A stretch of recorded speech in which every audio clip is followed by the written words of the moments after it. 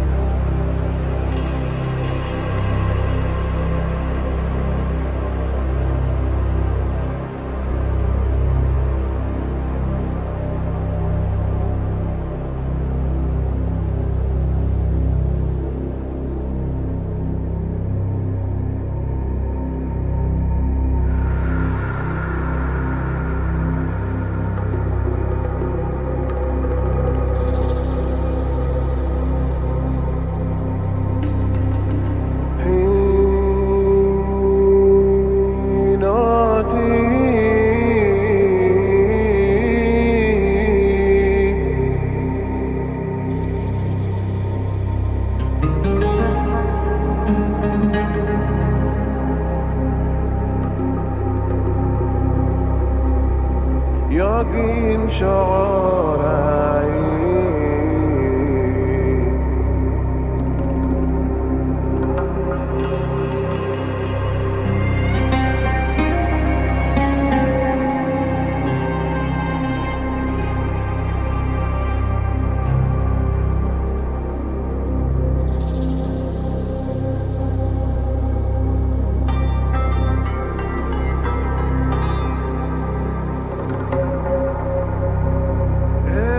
إلي مجال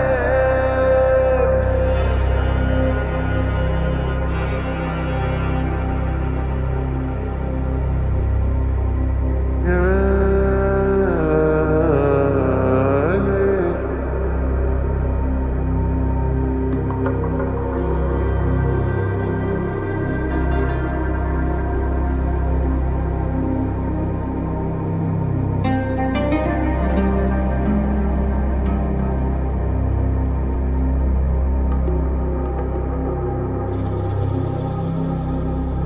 يفنى دافيرايخ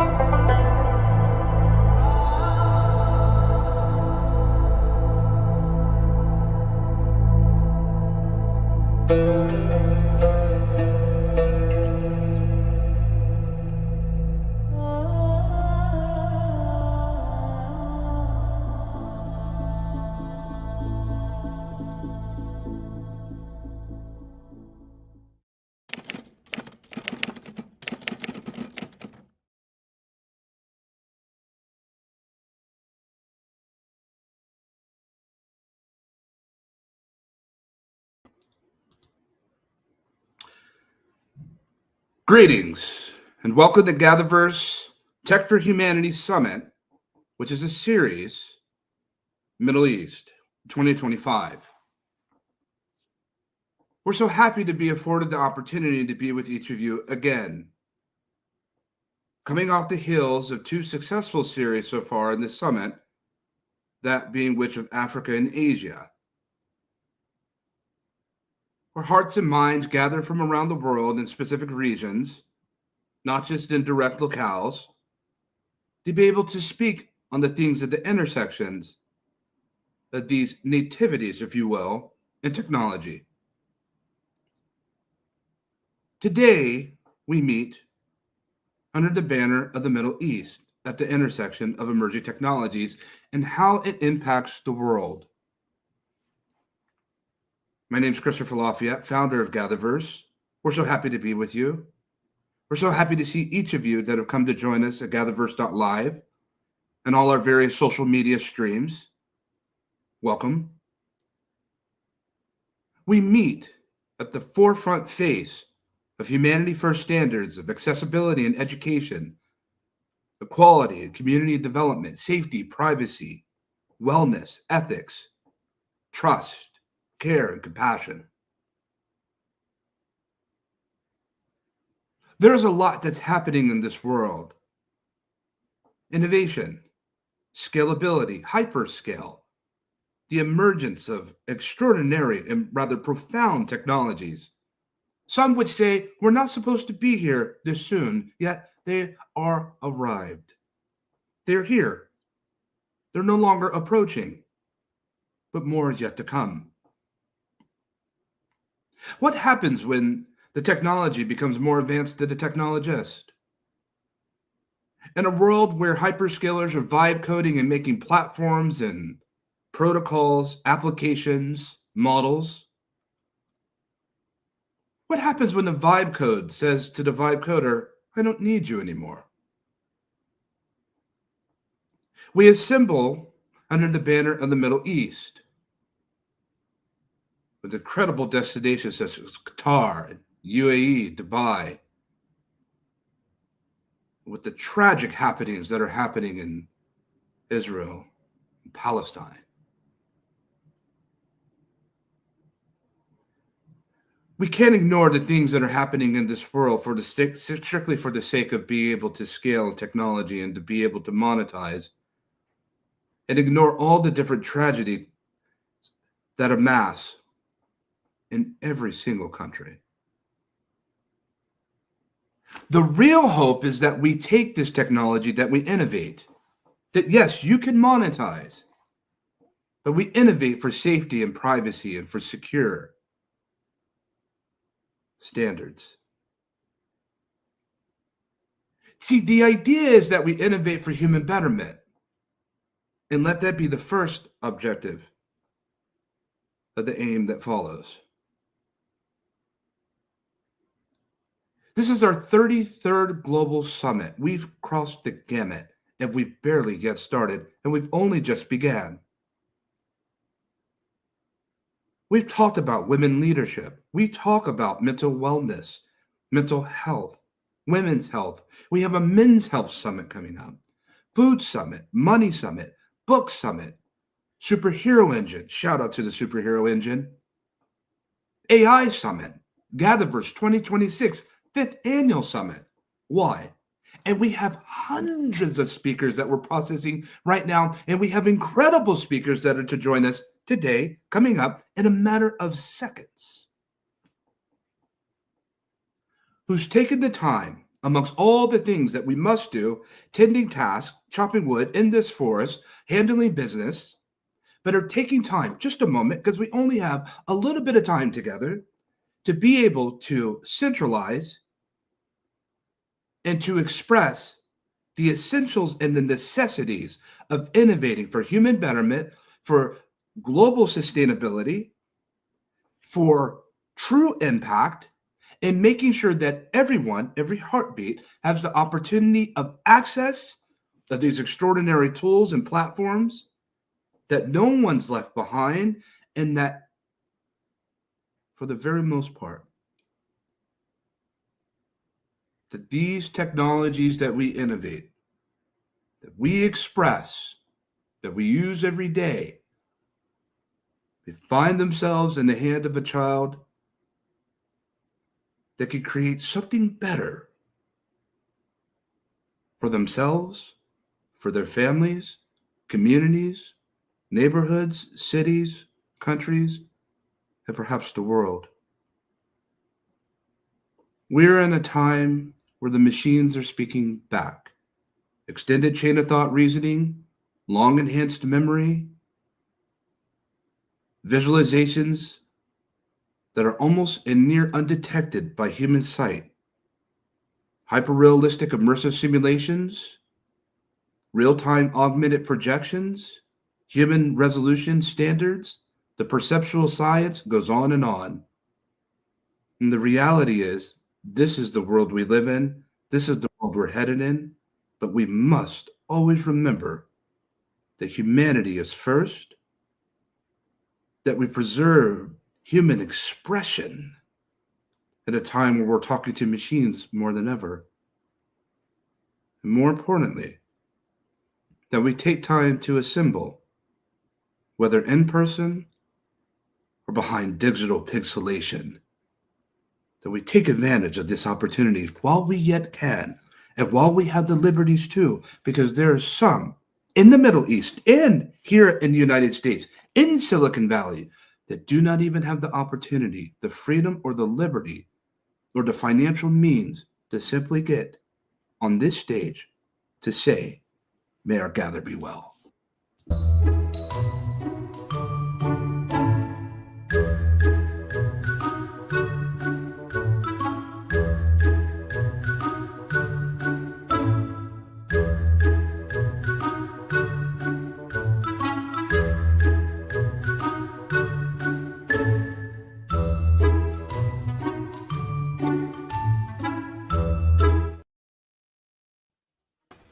Hello and things, and I want to appreciate Christopher Lafayette for such an impeccable introduction. What a great way to start GatherVerse Middle East Tech for Humanity Summit. And we are going to talk about the way of life guiding AI through culture, human living, and safety. With me, I have an expert group of panelists who are going to help us demystify this topic. And now, with your honor, I would like to welcome my panelists to introduce themselves, to tell us who they are, and just to touch a little bit briefly about what is your way of life. So you're going to tell me who you are and what is your way of life. So I'm going to start with you, Ami, and then we'll pass it to Khalid and then to you, Safar. Ami, you're welcome. Wonderful. Thank you so much, Lynn. I'm Amy Blankson. I'm the Chief Evangelist for the Digital Wellness Institute, and I sit on the Harvard Council for AI for Human Flourishing. And my way of life is leading first with the heart and second with the world's good in mind, trying to create the best with technology that we can and using it for its best and highest purposes. Wow, we welcome you once again. It's nice to see you. Khalid, over to you. Thank you very much. My name is Khalid Al Gaud. I'm from the Kingdom of Bahrain. I led my family foundation and also the chairman of Bahrain Corporate Social Responsibility Society. I worked as well in supporting victims of human trafficking through the National Committee. And as well, I worked with the higher educations for the internships opportunities in corporates. Oh, wow. I'm very happy to have someone from Bahrain. I look forward to learning more of your perspectives. Safar, over to you. Happy to see you once again. Your mic, please. Kindly unmute. Unmute. Okay, can you hear me now? Yes. Okay, at the beginning, I want to say nice to meet you today. I am Safa Al-Attar from Syria, and I live in Malaysia currently. I am a business development manager. Also, I am AI and digital transformation trainer. I provide the training in AI in several centers here. Add to that, I am a growth director in Provision 360. Wow, we're happy to have you here. Now, let's put things into perspective. I was looking at a statistic on World Bank relating to this topic that we are talking about. And the statistic is that majority of the AI models, let's not say the majority, 50% of the majority of AI models are trained on English. Now, here's the most interesting part. There are over 5,000 languages in the world, and 50% of the AI models are trained on English.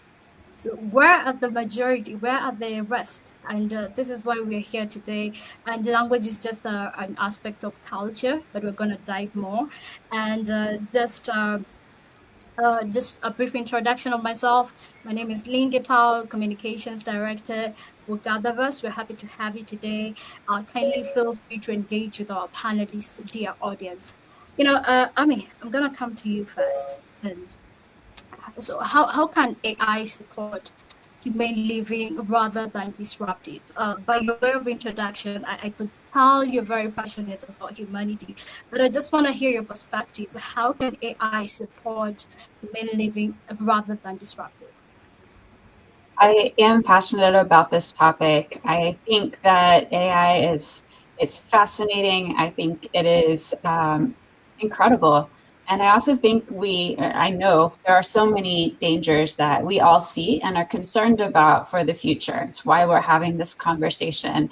Um, I have long said that I think that technology should be in service of humans, not the other way around, so that it's designed to amplify our role as humans. And that means that it should do things that make us able to connect to one another better, which means maybe we do our work better, we connect better, we have more time to spend in person with our families rather than spending long amounts of time on manual data entry.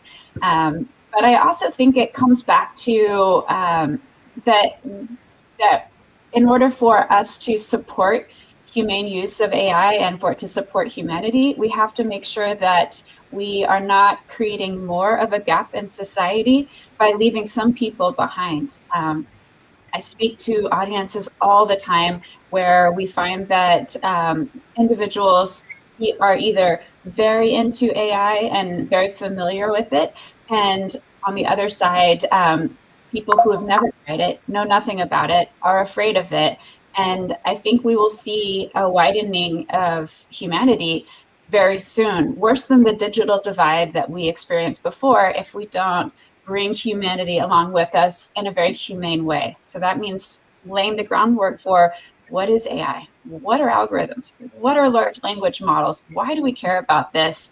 And then giving people opportunities to experience and to be part of this cultural shift in time. So those are just a few, but I'm sure that my panelists have some amazing thoughts on that as well. Yes, definitely. You said something very deep. I can hear some feedback. Currently, one of us to mute. Ami, you said something deep that if we don't bring humanity along, we might have a bigger digital divide than we have right now. I can only imagine the situation. Perhaps, Safar, do you have a different opinion? Do you agree with what Ami is saying, Khalid or Salvation? Does anyone have a different opinion or something to add on that? And Salvation, I'm also coming to you. Tell us who you are. But Safar, I wanna hear a different perspective. Or do you believe there's gonna be a very big digital divide?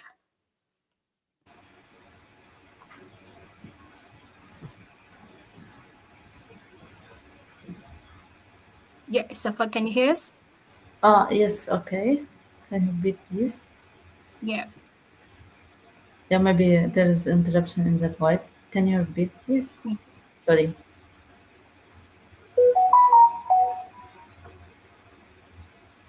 All right. As we come to you, Safar, I want to hear Khalid's thought. What is your perspective? Do you agree with Ami? Do you have something else to say?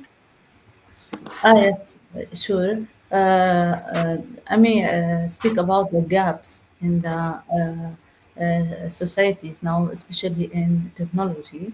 AI can support people more, provide more opportunity in learning and getting skills. So currently, I can help people to improve their skills. Add to that, if the AI trained by data that support the diversity and support the social justice, that will help communities to improve their thinking, improve their relationships to support each other. Interesting perspective. Khalid, what did you want to share as well?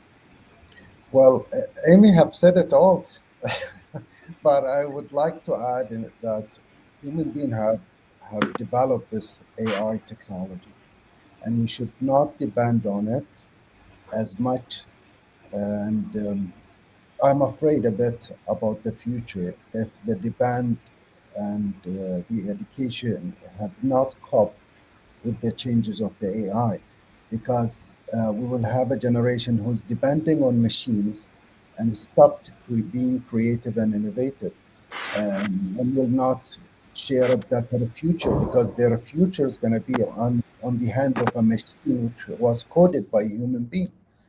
And that will going to disconnect us from a lots of ethical things. Will disconnect us as well from an emotional aspect. Will disconnect us from relationships. And this is technology is good, but it should not be our life, because we do have a life. Mm, You we do cannot have. replace, and you cannot replace a human being. Yes, I totally agree with that. So We do have a life. Kindly continue. Yeah. um, so as Amy have said it right, um, we should uh, use the AI in a way that it can help us to develop the future, but it should not be the controller of our future. I Mm, see it this way. yes, and I totally agree with you. Now we have two of us that just joined us, and we want to know who they are. And I will start with you, Mijana, and then to you, Salvation. Please tell us who you are and what is your way of life, and then over to you, Salvation. Kindly, your mic. All right, Hello, great. everybody. My name is Mirjana. I'm from Europe, Belgrade, Serbia, and I'm multimedia designer. I'm founder of Creative Labs. That's a small creative team boutique agency with aim to support small businesses with AI-driven creative storytelling solutions, design, and personalized project management. My way of life is definitely including AI in many aspects. I have an IT background and I'm a creative person by default. So everything is about being creative and using technology. So I really welcome and I'm happy to be a part of all this AI wave and having opportunity to use AI in my creative work. Wow, we're looking forward to hear about the creative aspect, and thank you for joining us. Over to you, Salvation. Hello, everyone. My name is Salvation Chigaraka, and it's so nice to be here. I am an operations manager and product manager at Age Block. It's a software development agency where we help founders and entrepreneurs generally build out their ideas. I'm based in Lagos, Nigeria, and aside that, I'm a writer. I write poems and short stories as well. Also on the area of AI, it's a big part of my work. I also integrate it in my work, my day-to-day work, and it's been helpful. And I'm also excited in exploring the field of AI and education and see how it helps learning development here in Nigeria as well. Mm, Yeah, very thanks. interesting. We're very happy to have you as well. Now, I'm coming to you, Salvation, since you were earlier here with us, and this goes to you. How do faith, tradition, and culture influence the way AI is received and integrated into society? I also welcome different perspectives, but let's hear from you, Salvation. Yeah, I would say that when AI is designed with the concept of human morality, it's easier for faith and tradition and culture to fit in. If we can have more AI products that is being designed with the ideology of that, oh, these are the things that a certain group of people believe in and respect that, and then I think it will help in terms of faith and in terms of tradition. If I go to my chat GPT and I believe in a certain religion and I go ask questions and it's really responsive, I feel good using ChatGPT to communicate some questions about my religion. And same thing as my culture, like where I come from. When I ask ChatGPT, do you know this about my culture? And it says no, I don't feel good about it. So I believe that when we keep designing AI to recognize human culture, human values, human morals, it also promotes faith tradition as well in the general scope, and it also helps humans and we people to adapt to the usage of artificial intelligence in what we do in terms of tradition and culture. And on the long term, when we have the younger generation tend to use AI tools, and then they ask questions about some certain moral stance in our regions, and they get something similar to what their parents would say in the house. That way also promotes faith, tradition, and culture in that angle. So I would say that if we can have more AI tools designed for us, I think it would promote what we believe in terms of faith, and also Yeah. promote culture in general as well. Hmm. Thank you for that perspective. Mirjana, I want to drag that thread to you.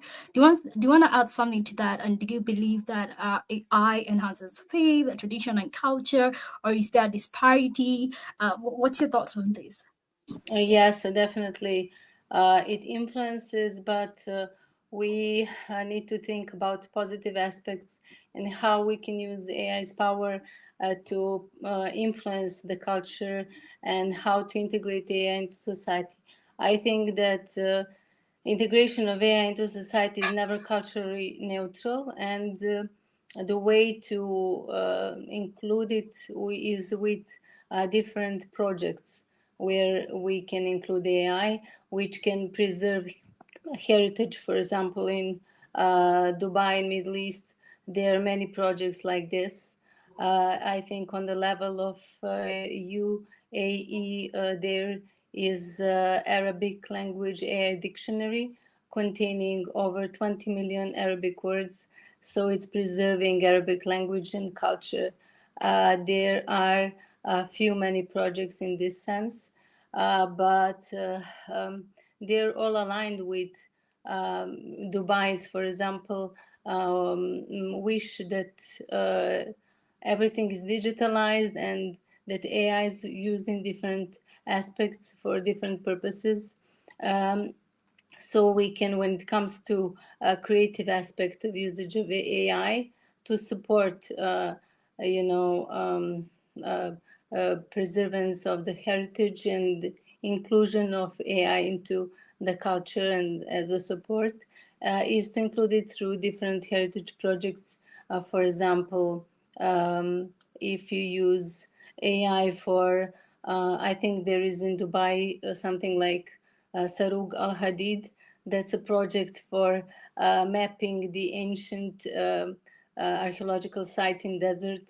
Many projects, and immersive storytelling also is a way to include AI into the culture and heritage. Hmm. Wonderful. I just learned a lot with that single statement. You know, Miriam has mentioned a lot of projects and heritage projects that are happening. Perhaps there are more happening in the world. But I also want to build this. What are the risks that may arise when AI systems are built without sensitivity to local culture and norms, and even preserving such heritage? What are the risks? What is likely to happen? Who wants to chime in on that? Khalid, do you have something to say on that? Safa, Ami, but I want to hear from you, Khalid. What do you have to add? Your mic, please. Actually, All yes. right. Safa, do you want to go? Okay, Safa, chime in. Yeah, very okay. About the risk, if you want to speak about what if AI ignorance the society or social culture, we can say that make more gaps between cultures. Also, that will make the people have an environment that is not healthy in general, because that encourage people to uh, be far of justice in general. Also, that risk make the minorities worry and is not in safe environment in general. So yeah, I think this point is very important, because the AI should be built by data that respect all cultures and provide details about respect all traditions. Mm, right. Safa, you highlighted that quite well. And Khalid, I want to hear your perspective on this. What are the risks? Well, let me give you the answer from our start when we founded the CSR Society. You know, the foundation for the CSR Society was the environments, the economy, and the social. But we added a fourth component, which is exactly what you're talking about today. It's the culture. And because every let's say country have its own culture, they have to maintain it. And the machine, which we're going to call it AI now, is fed with the information, but it should not design the future or the culture of countries. And if the feed or the information or the codes was not right, it will monopolize the future, because after 30, 40 years or 50 years, you will have a new generation living in this earth. So they will not going to be knowing the real culture or the real history, and they will just depend into what the AI have been fed as information. So this is where the risk is. So let's go back into how the information got into AI.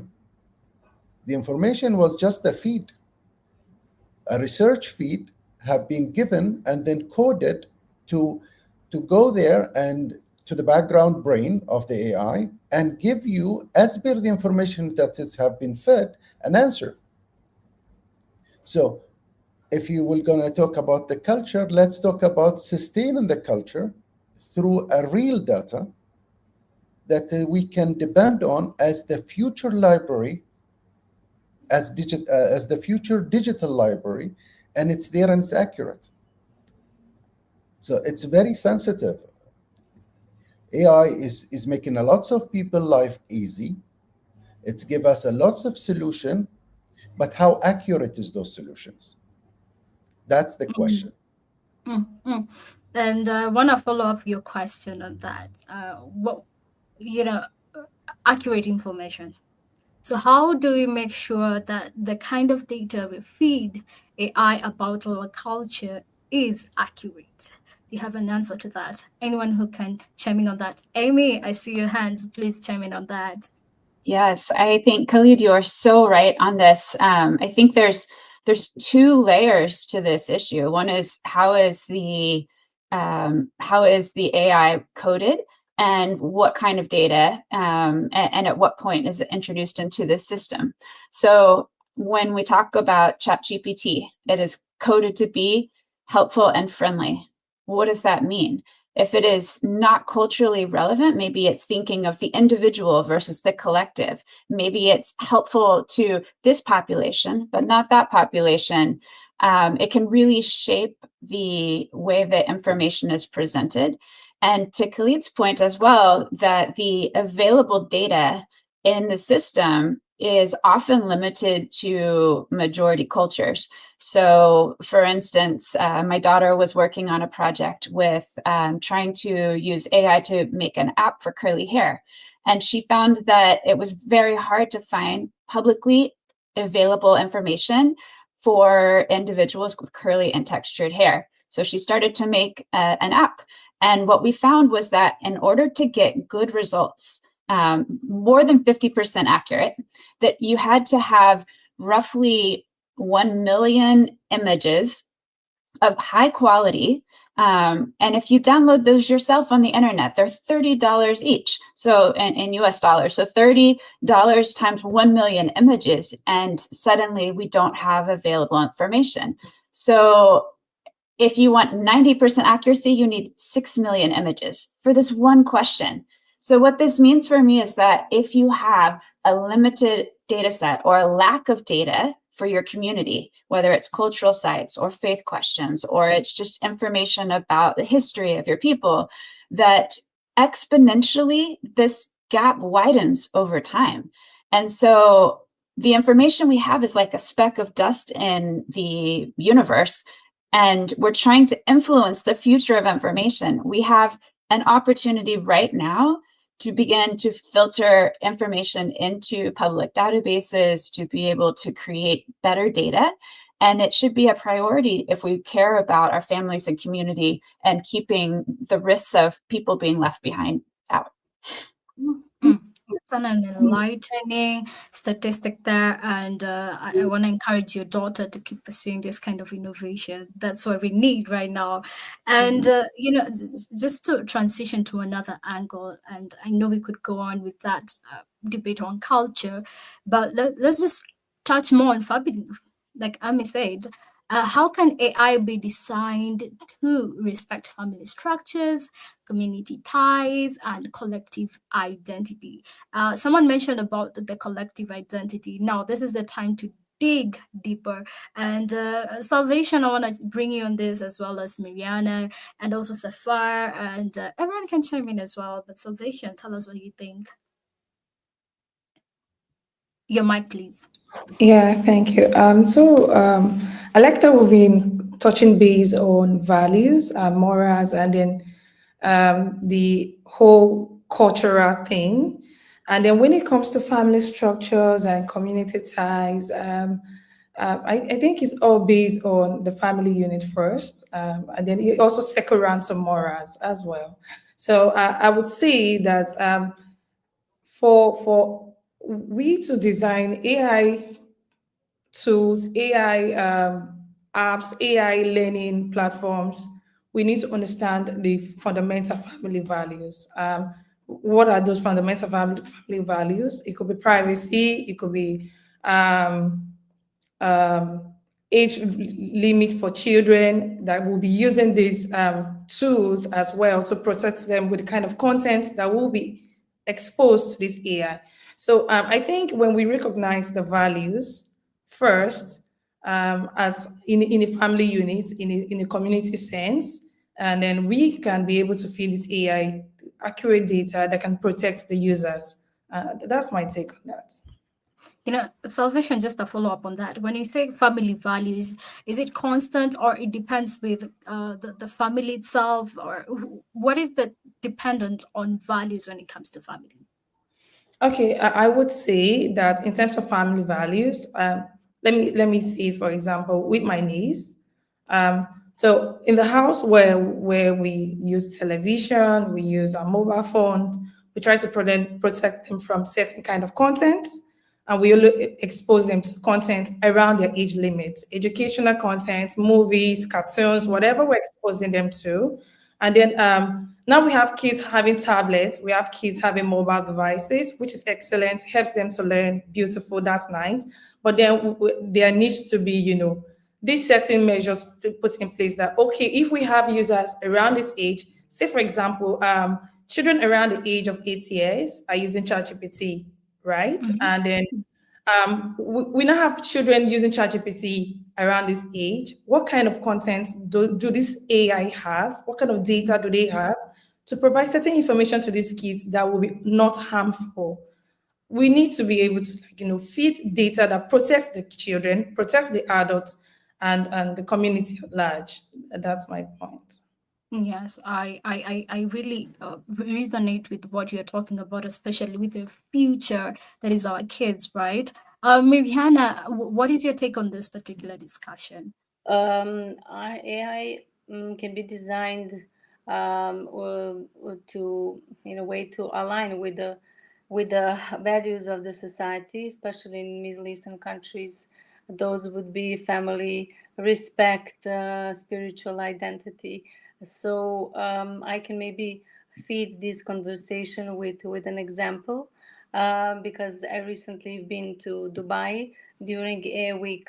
There is actually AI implemented in government services, especially in healthcare system in Dubai. So there is a kind of when there are some prescriptions to be made, healthcare system which is empowered with AI not only consult current situation of the person and his illness history, but also includes hereditary and family health data as well. So this is one example how it could be included. Also in the Global 50 report, which is kind of annual foresight from Dubai. I think it's mentioned existence of my algorithm concept, which should include not only personal data, but also family obligations and maybe community ethics and so on. So there are many ways to include, but it's important to be alive, to be on the field, and to be practical. You But know what? the main point is to align with the cultural values of the society Mm, and putting it in practice through projects and something that everybody has use for, from like a healthcare system, like administrative services, like transportation, like culture event projects and similar. Oh, I appreciate that. You know, something that stood out with what you said for me is how you keep the hereditary family data when it comes to their health. You store them in AI. I think there's something that generations can look at, right? This is what Right. happens in our family. These are the kind of things that really happen. I think that Yes. stood out for me. I Even don't know. Yeah, even we're not completely aware of that. I mean, yes. Mhm. even Definitely, definitely. Yeah. Safar, do you want to add something to that? I saw you, Khalid, nodding. So after Safar, I want to hear your thoughts too. But Safar, just to add something to this, I understand you're a very devoted family woman. I want to learn what is your take. Yeah, I want to add something. The governments now move toward provide environments that align with local culture and align with families' requirements. We noticed in the last year when human agent that provided by Saudi government because that respect local culture, so that will help communities to keep and save their traditions, save their ethics, cultures, etc. So that will be very helpful if we have agents that align with our country's cultures. Excellent perspectives. Khalid, do you want to add to what just Safar said or me? Um, See, in my personal opinion, values is an international passport that you should carry wherever you go. Mm, But when you talk about values, values comes from different perspectives. Like they come from religion, they come from culture, they come from families and how they, take care of you since you're a kid. So if the AI will gonna have a standard values, that's mean we are waiving a lots of other important things in our life. We're gonna have a united values, but we will gonna miss the values that comes from religion. We will miss the values that comes from the culture. We will miss a lots of other things. So is the AI giving you now values as per your geographic location, as per your location on this planet? No, it just gave you what the AI think is right as per the feed it's received. So that's where we have nowadays the beauty of life is that we have a cross culture and we learn from each other. But mhm, imagine in 50 years, 60 years, that everything, including values, became a systematic and it's only one value. Then what is the difference?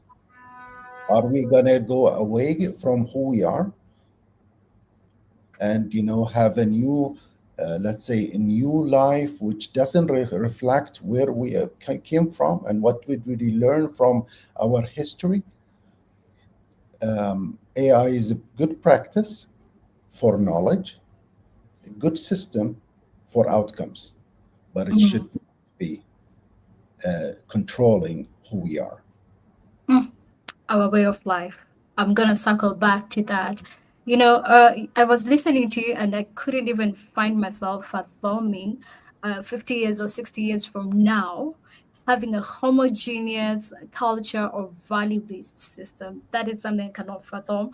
I don't know about you, but let me just shift gears to our next questions, and I'm coming to you, Amy. In what ways can AI promote dialogue, empathy, and coexistence? And anyone can chime in on that as well. Amazing, Amy. Lynn. Thank you. I would say, and I'm sure my panelists will have many ideas to add to this, but I think I would most like to see AI begin to value nuance and empathy over speed. And by that, I mean, when you ask AI a question right now, it gives you an answer. And in many ways, that is fantastic, but it doesn't pause to ask clarifying questions. And like we would in a conversation, I'd say, oh, tell me what you mean. Oh, can you share a little bit more? And that rounds out the ability to respond better. And so I would advocate for AI to clarify, contextualize content before answering, and that even as we are developing AI, that the developers take a moment to pause before going to deployment.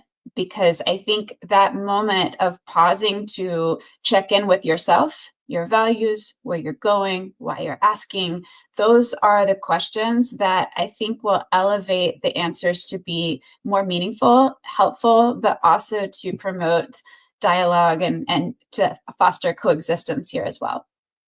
The pausing effect. Can I just follow up on that? Now we're talking about AI pausing, and right now we're in an era of speed.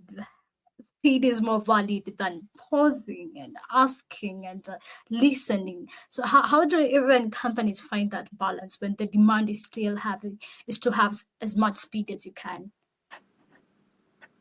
I have thoughts on this. I would be very curious what others say as well.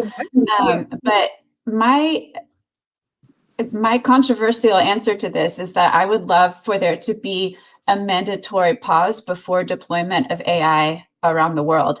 Because if we don't do this globally, the competition across countries to be first to market will be intense. But if there was some sort of standard that says we pause for a week, a month, 6 months before deployment, it gives the developers time to walk through the frameworks of, oh, let me do the due diligence. Let me think about the unintended consequences. I talk to technologists all the time who say, I want to put ethics in, but I just don't have time. My boss says I need this by 5 p.m. today. So it's my job or it's my ethics. And it's a tough call for people. So giving people mandatory time to pause could be very helpful, but it will require a lot of regulation to accomplish that. Yes, I can imagine. But I stand with you. Mandatory pause. I'm not sure. Does anyone have something to add with what just Amy said, or can we just push to the next question? Does anyone have something to add on that? Miriana, I see you have something to add. Well, I think that the mainstream will be developing, like Amy just said, but it depends on how much AI is accepted in different countries and cultures, because it will always be like that. If country advances in this way and has developers and invested in AI adoption, then they would customize to their culture and needs, and it will be more with a flavor coming from that culture. But the mainstream would be, as Amy just said. So maybe salvation is in adoption of AI as soon as possible. And here arises again a question of regulatory questions for adoption of AI, because we are a bit late with that, having in mind how fast AI develops. I agree. Khalid, I see you want to add something to that. Please chime in. I would like to have an input, but from a real scenario that happened. I love to help children who have suffered from bullying. Mhm. So I had one case. This child had a very, uh, let's say, terrible situation. So I told him how to deal with that situation. And he went and he did one thing. He put in AI, I'm suffering from bullying. What shall I do? AI replied back to him and he came back to me, says, AI told me to stand up for myself and I have to, fight back for my right. That's going to build a bit violence in the situation because AI doesn't know what's the other person attitude. AI doesn't know how powerful is the other person or what's his mental issue. So this is where sometimes we have to be very careful that such things should not be dependent on AI. Like I know that nowadays people have, have, have called AI even their doctor. They're asking AI for what is the best medicine for me to become better. And AI cannot diagnose you. He will just take the text that you're writing and will answer the text. So AI is something new. It was there before, very expensive to respond to text and proposals for very wealthy companies, but now it's in the hand of everyone. But it's still, I call it's in the first stage or grade one in a school, but it still have 12 grades to graduate. Mm, what an insightful thought there. Salvation, do you want to add something? Yeah, yeah, beautiful takes, everyone. I want to add on the product development side, which I'm actively on. And when we build products, we usually focus on how to build for the users. And it makes us pay attention to the psychology around how these people are going to use the application and how it can help them, solve the problem they intend to use the application for. So I would say in building AI tools, the human first approach is very crucial, and that's what Amy mentioned. The rush to just deploy, it's a general development thing. We just want to put our product out there in the market and show, oh, hey, we have this now. But I think when it comes to AI, we need to slow down. I then think that because we're building a tool that is more for people, that interacts with people, we then need to consider the emotions and every other thing involved in the human psychology of human interaction with this tool. So on the development side, we need to slow down. We need to build with the empathy because people are using this tool, and it's very important that I go anywhere in the world. I can be in Lagos. I can use an AI tool based in Lagos, and it relates with me like a human being.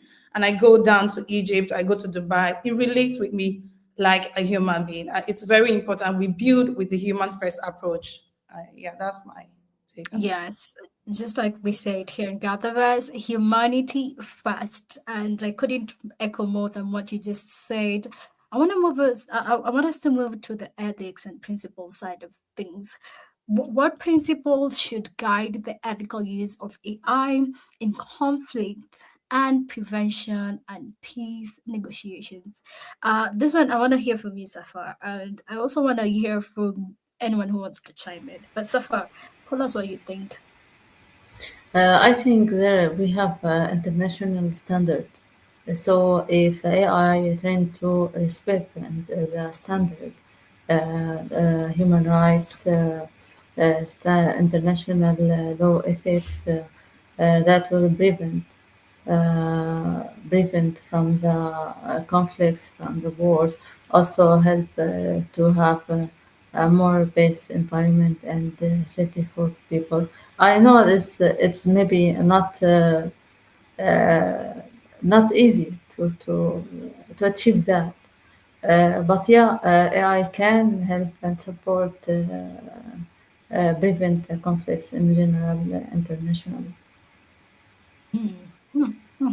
I see that happening too. Does someone has something to add? Khalid, I see you smiling to that. Do you want to add something? Well, I just have the general thing, which is I wish that AI gonna build peace more than advancing weapons for wars. Um, we know all that when AI take a larger demand in communities, a lot of people are going to lose their jobs. I wish that AI will create jobs for others. Um, as I said, I love to see AI positive contributions to human being more than it's gonna be utilized in wars and weapons. Mm. Amy, I saw you nodding to the weapons side of things, and I just want to hear your perspective. What do you think? Is AI an amplifier of war, or is it a true double-edged sword? What is your take on that? To be honest, I'm pondering what Safa and Khalid have said because I see the danger, and I'm learning alongside you. So I don't necessarily have anything to specifically add, but I really want to think on this more because I think this is the heart of: are we using AI as a weapon or as a tool for humanity? Hmm. All right, all right, all right. Our audience, feel free to engage as well. And Miriana, I'm coming to you on this. In what ways can AI promote dignity, safety, ethical treatment of workers in the Middle Eastern economies? How do you see that? Well, we all agreed on that AI is more supportive tool, and that a lot depends on how it is developed, and the development and usage should be tuned with the culture and with the needs of the society. In Dubai again, I'm mentioning because I have fresh memories and I read the Global 50 report, which is envision and how Dubai sees development of AI in future. We have we can have, for example, social robots as development. They could promote dignity of elderly people. We already have in practice for workers in government agencies that AI could be used for job matching, could be used for auditing wage preferences, for scanning security gaps in the working environment and similar. Also, by default, as we agreed, AI is developed on a large amount of data. Those data could be also from small countries and cultures, so it can help them not to be marginalized if they exist and work in Middle Eastern countries. Also, AI is very powerful and it helps to small businesses, small creators, freelancers, empowers them so much so they have more opportunities, business opportunities, and better options to be seen, peer visibility. So this adds to promoting dignity of workers in Middle Eastern countries' economies.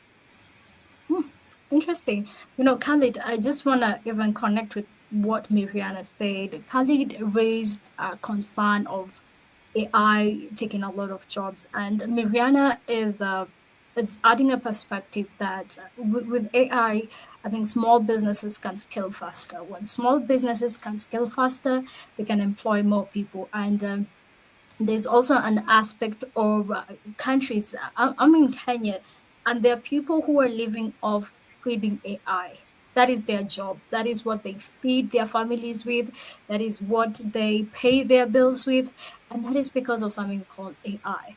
but there are so many angles to this, and I just want to hear everyone's perspectives on this. And we'll start with you, Ami. You have something to add on that, and then Salvation, and then to you, Khalid, and then to you, Safa. But Ami, what is your take on this? So, Lynn, can you rephrase your question so I make sure I understand? Yes. So, in what ways can AI promote dignity, safety, and ethical treatment of workers in the Middle Eastern economies?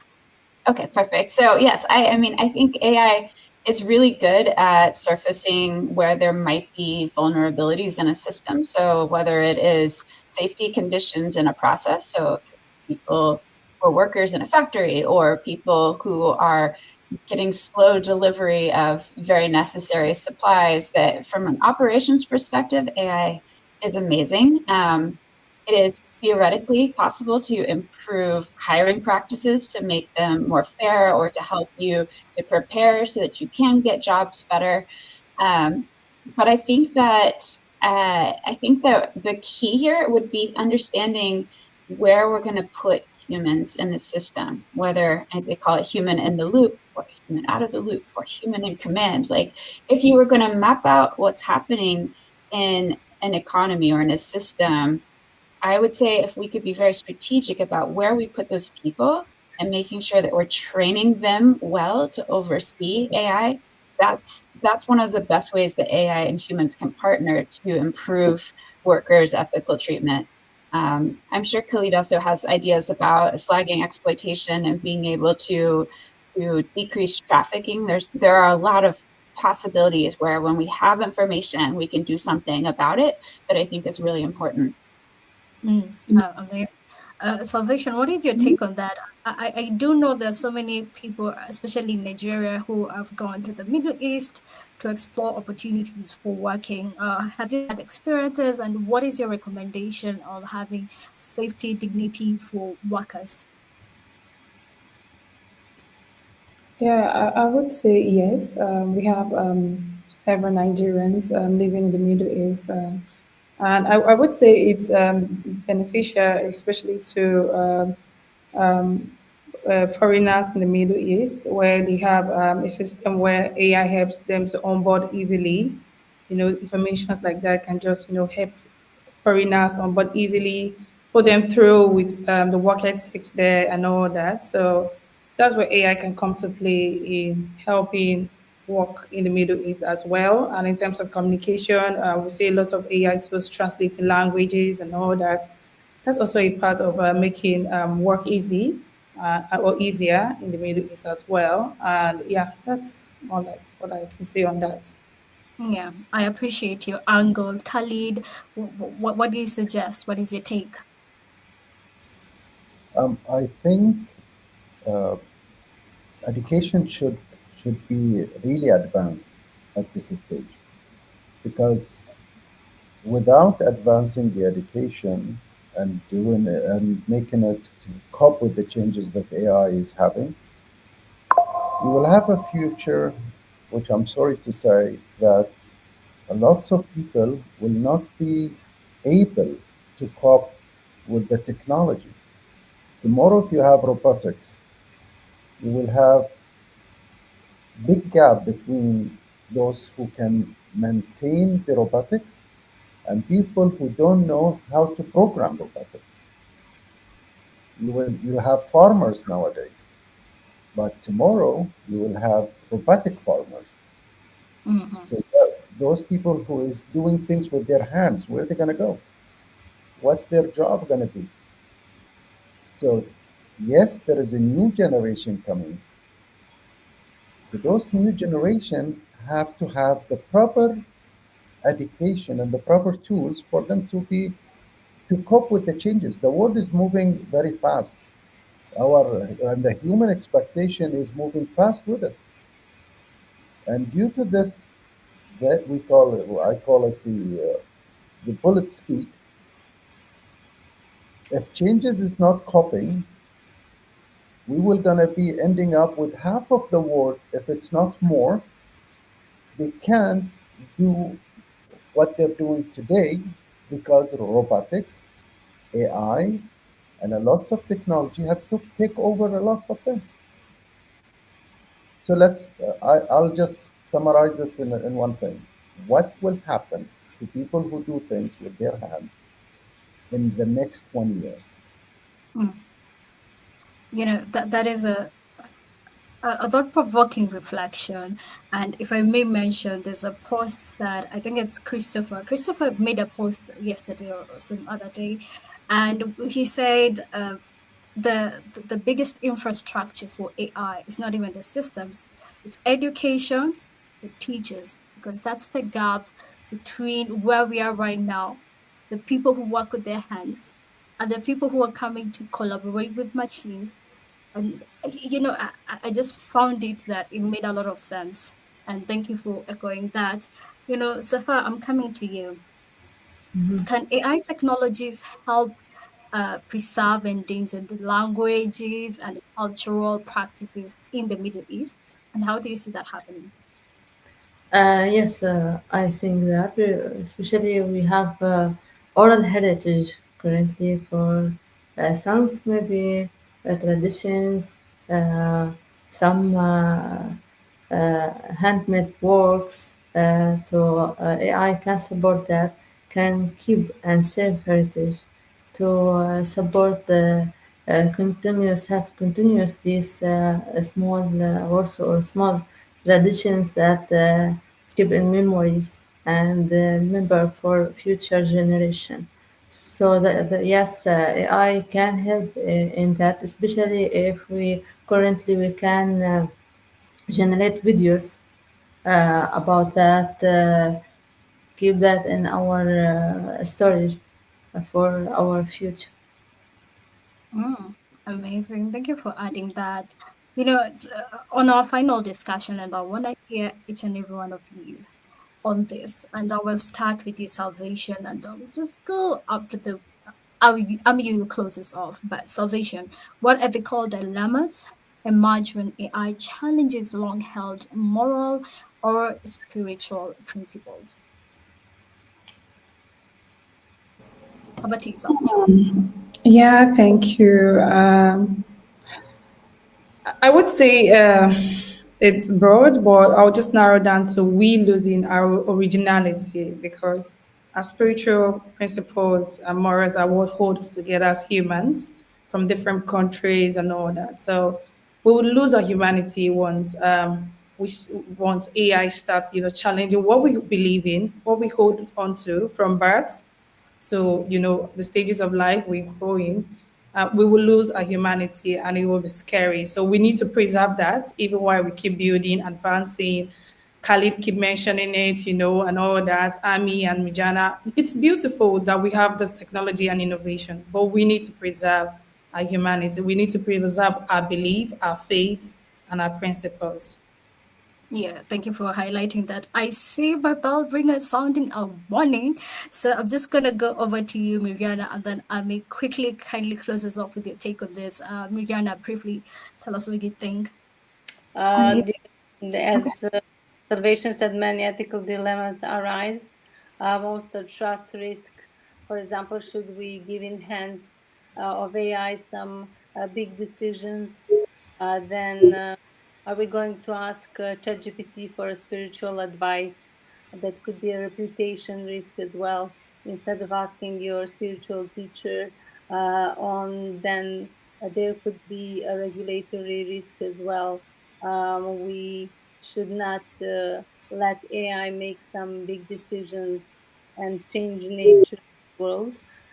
We also have a meaning issue, meaning dilemma, because AI can spark wonders, but Mm, it only makes sense if it yeah. deepens how we feel.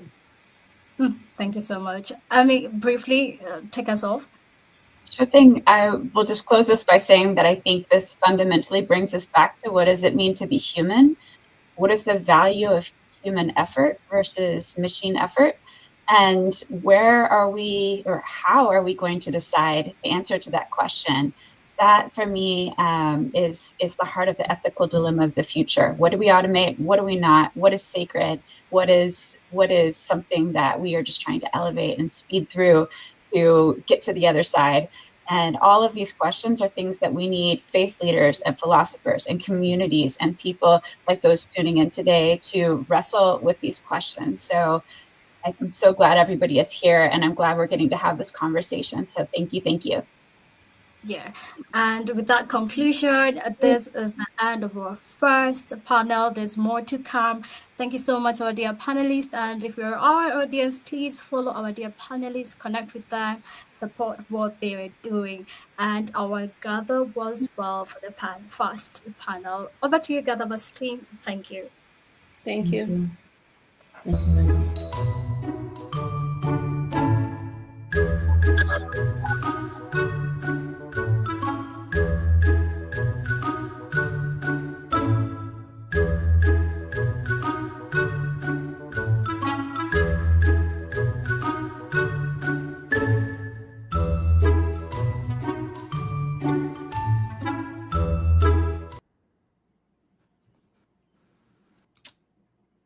Hello and welcome to GatherVerse Middle East for day one.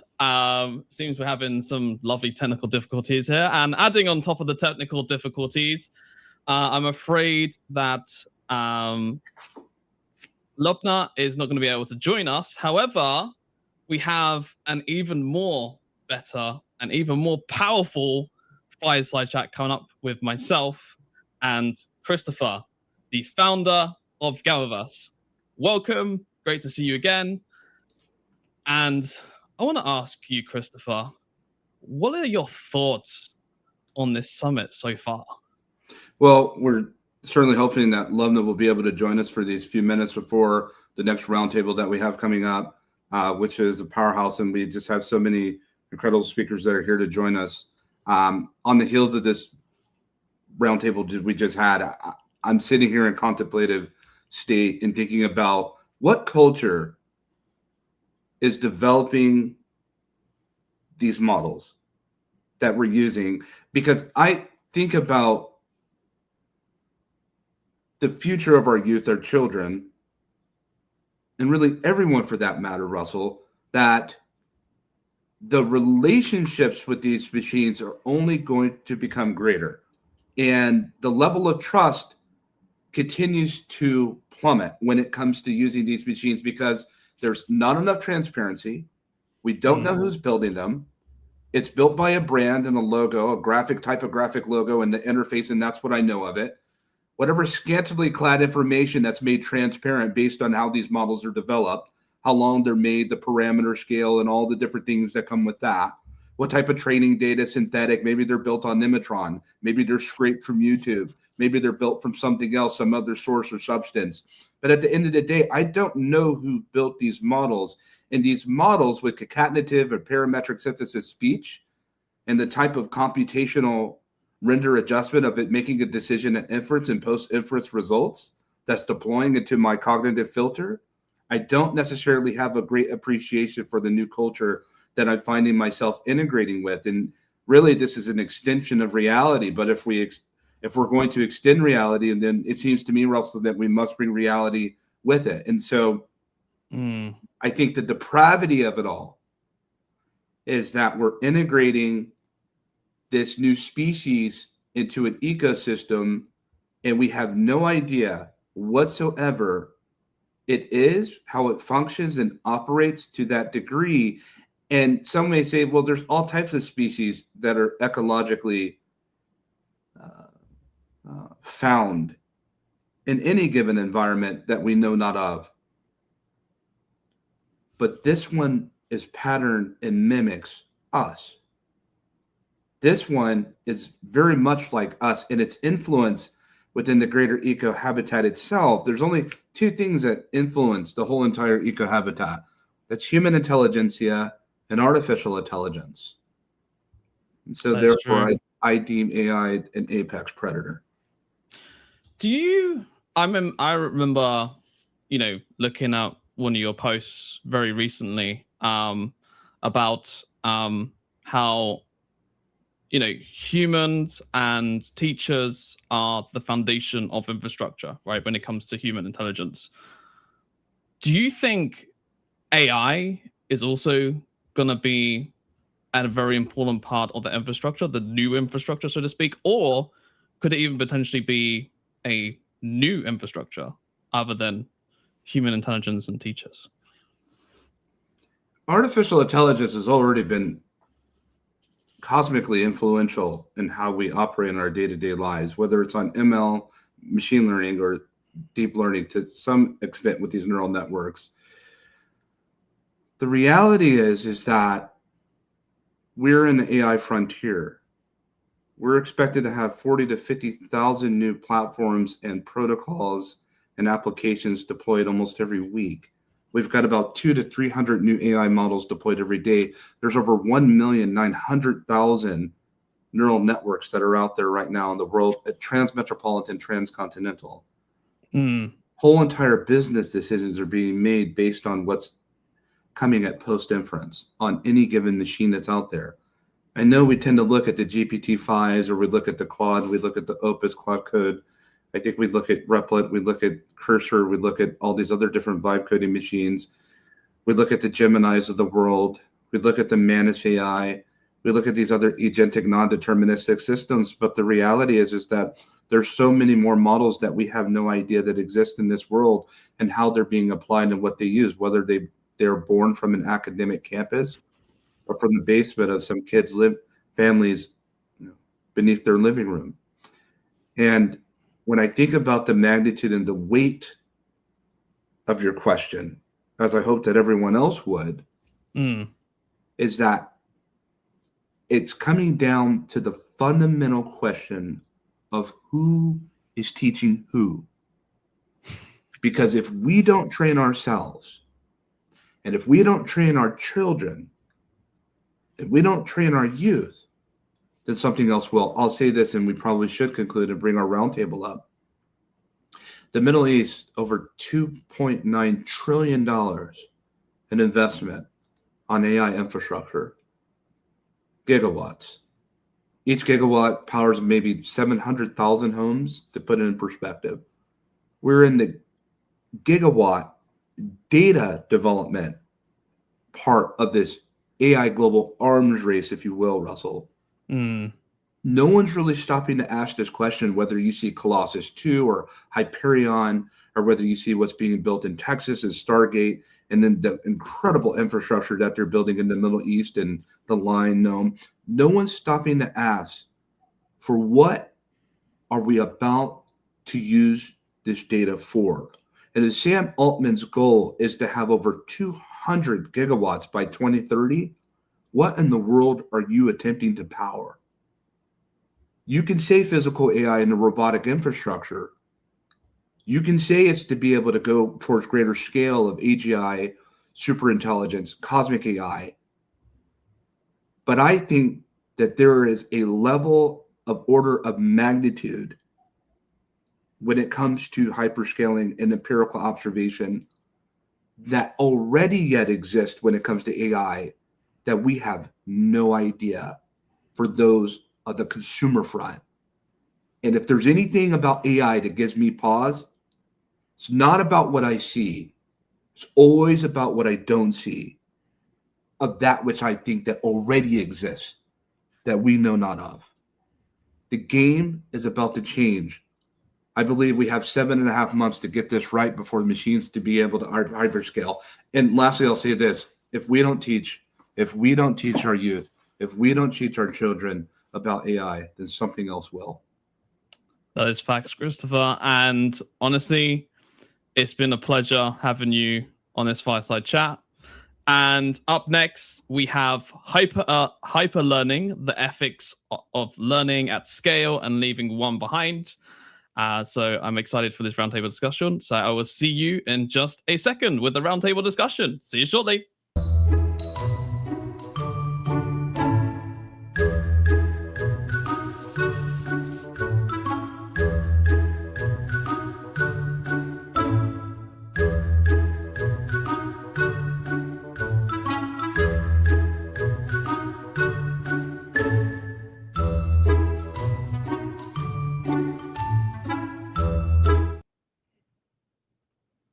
Hello and welcome back again. We had a fantastic little fireside chat there. It felt like I was like having a little chat, over like a coffee and just sitting there drinking, like Catherine was right there with her lovely cup of coffee. So I'm a bit jealous, Catherine. But it's great to have you all here and welcome panelists. And of course, it's day one of the GatherVerse Middle East Tech for Humanity Summit. My name is Russell. I am the Director of Partnerships at GatherVerse and also founder of Just Verify. And I'm going to be moderator for this roundtable discussion. And in this discussion, we're going to talk about hyperlearning, the ethics of learning at scale, leaving no one behind. I think this is an absolutely extremely important topic to be talking about. And again, I'm here with my fantastic panelists. So what we're going to do is we're going to do a very quick introduction from each of yourselves. And then I want to hear as well also, why you're here today as well. So just add kind of like not too much pressure, just a little bit, but not too much. So a quick introduction from yourself, why you're here, and we'll get straight into the questions. So we'll start with Catherine, we'll go over to Alan, and then Halak, I think that's how you say your name. So over to you, Catherine. Yes, thank you, Russell. And it's great to serve on this panel. Again, I have to say, I'm a huge fan of GatherVerse because of these conversations we've been having and the questions that I get to prepare for. I'm a principal investigator and founder of Screen 360 TV, and we want to scale through the time zones so that we can find new learning spaces between the time zones. And Screen 360 TV presents short international films in the film festival model. And there's so much learning that comes from international cinema, as I've seen in the Berlin Film Festival for 30 years. And I want to say something that I am particularly excited about in the Middle East is that in Saudi Arabia, the 35-year ban on cinemas was lifted in 2018. And now there are more than 600 screens in Saudi Arabia. So, and that means there's a burgeoning film industry as well. So film is extension of culture and its communication, especially when you do it in the film festival model with discussion. So I'm excited for our panel discussion. Thank you. Thank you for joining us, Catherine. And also, if you could give me a cup of like coffee or tea, that'll be fantastic as well. Just being a little bit cheeky there. Alan, please welcome and introduce yourself. Hi, can you guys hear me okay? Yes, hi, Alan. Hi, my name is Alan. I'm the founder of Studio Bahia. A few years back, I founded Studio Bahia, response to children as young as 9 years old committing suicide, self-mutilation in refugee camps. And so I have a background at the World Bank. I did large-scale international programs, social programs in impoverished countries, impoverished regions. And so I developed a model of using kind of a Google Cardboard approach for distraction therapy, and specifically to try to give distraction during a peri-traumatic stage of refugees fleeing conflict. So these are our headsets. We manufacture them. This is our team. Oh, nice. Okay. Oh, and nice. So incidentally, we're successful in hospitals. So hospitals purchase our headsets, and they're all over the world now. They're used for pain management, distraction therapy. Comes in a little lunch case. These are our headsets. Oh, that's nice. Yeah, I like that. We have a buy one, give one. So when hospitals purchase one, we donate one to refugee camps. We're donating to homeless veterans, to foster care and low-income hospitals. And so that's our work. I'm very happy to be here today. I think it's a very timely subject, what we're speaking of today. So thank you, Russell, and good to see everybody. Thank you for joining us, Alan, and lovely items there. I mean, I'm kind of jealous that I haven't got one, but anyway, that's another discussion. Abrahelek will come over to you, and then Dr. Venugar will come over to you next, and then Jay after. So welcome. Hi, Russell. Hello, everyone. Thanks for having me here. It's a pleasure. I am Abhilek Verma. I am the director for Abhilek Verma Consultancy. And currently, I'm based out of Hyderabad, India. And I have actually traveled a lot of countries this year. fascinated with AI. I'm doing mentorship with Microsoft, Google, IBM, Alibaba, and a lot of places as well. So it's fantastic to see how AI has really transitioned and have moved around in terms of hyperscaling and stuff like that. But of course, there are a lot of things to discuss around, and that's what I do with jobs, internships, and trainings on the ground level as well. And I really love social enterprises, support a lot of startups and a lot of NGOs as well, with a lot of ideas on training on the front as well. So it's a pleasure to be here fourth time. So yeah, I mean, Whoa, okay. You're like racking up, aren't you? You're like, I'm coming here. Do you know what? I'm going to set up my tent here and I'm just going to live here. Right, absolutely. So it's a pleasure to be here, and it's lovely to always have great discussions, great panel sessions. So yeah, thanks for having me here. Thank you for joining us. And you don't mind if I call you Verma? Is that okay? Just to make things easier. Yeah, that's perfect. All right, thank you. Awesome. Thank you for joining us, Verma. Doctor, please introduce yourself. Welcome. It's a pleasure having you. Good to see you again. Please introduce yourself. Thank you, Russell and Catherine and Ellen and Verma and Jai. Basic purpose of associating with GatherVerse. The name itself is defining that it is a gathering of excellent brains who is thinking about the upcoming trends of the technology, how the technology is going to be part of our life, human life. So always, in my career, I always choose the career as a profession and the life. So I move according to the technology, which is going to influence of our life. Mm-hmm. So any technology comes in the society, we have to bring society to be educated first, how the technology can be utilized in their human life. Means it is a part of everyone, taking into the rural area to urban area, from scientist to the farmer, and also a rickshaw puller, a auto driver. Because today, if you see that mobile is got a lot of innovation, we can see mobile without any human being on this planet is into the 1940, 50s. So the technology is a part, and it is a combining, the world, it is a connecting together the technology. That is the beauty of the technology. Doctor, in 90, yeah. Sorry to jump in, Doctor. Can you please introduce yourself, who you are? Sure. We want to know who you are, Doctor. We love everything you're talking about, but we want to know who are you, Doctor? What about yourself? Yes. Yeah. So that is where I've been started my journey as a now currently developing the applications, integrating with healthcare, education, logistics, and transportation, like SAP integrations, how it will be. And next is that educating to the community. That is what I am doing. And the literacy program have been started. Our target is 50,000 students should be educated on the basic fundamental things on the AI technology. Thank you very much, Doctor. We got there in the end. Thank you for joining us. Absolute pleasure. And last but not least, Jay, welcome, my friend. Please introduce yourself. Hi, thank you for having me. It's a pleasure to be on these. Been on a few other panels, and it's really exciting to see humanity come together around technology and ask these vital questions. So I'm Jay Schnorr. I'm founder of VEDX Solutions. That stands for Virtual Education Deployment and Exploration in the U.S. And what we do is system integrate XR at scale for companies, job training centers, and schools. Incredible, Jay. And that was short, straight to the point, sweet. Really like that. So thank you for joining us, Jay. And I'll also quickly introduce myself. My name is Russell Bundy. I am the co-founder of JustVerify. I'm also director of partnerships at GatherVerse and at JustVerify. Our mission is to verify the integrity and trustworthiness of AI models to ensure their responsible adoption.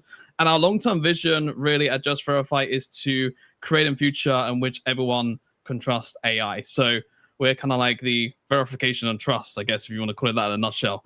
And also, I'm director of partnerships at GatherVerse as well. So I handle all the sponsorships and the lovely collaborations and partnering with everyone to make humanity better for GatherVerse, but also for communities around the world, humanity around the world, and all the amazing people that are here with us today. So that's it from me. Now let's get straight into the questions. So question one is, what exactly does accessible learning at scale mean for humanity? So I'm going to start with you, Alan, because I know you're a bit surprised that you're like, who, what? No, I really want to start with you, Alan, because I think you have some very unique insights when it comes to this. And then also I would like to bring you in and Catherine in this too, bring in the film angle on this, and also any sort of your own personal expertise when it comes to AI as well. So Alan, we'll start with you. Yes, thank you. I guess I can share my experience. We were founded Studio Bahia in approaching large mental health crises and trauma in refugee camps. So we had to look at a scalable approach. So the way we designed is we made all our apps that are VR mobile apps, we made them so that they operate without Wi-Fi. So refugees would walk to the tower and they could download the app. And we would do one experience per app instead of, just all a bunch of experiences in one app. And so they would be able to do this. They'd go back to their tent with our headset and they'd be able to do different relaxations and do them in their tent and do it without the need for Wi-Fi. And that's the scalable model that we look at. We work in low resource settings. So I guess this question is very pertinent to us. We're now building what is EMDR. It's a type of gold standard therapy. And we're building with a small language model. And so instead of using large language models, we train a small language model that operates without Wi-Fi on your mobile phone.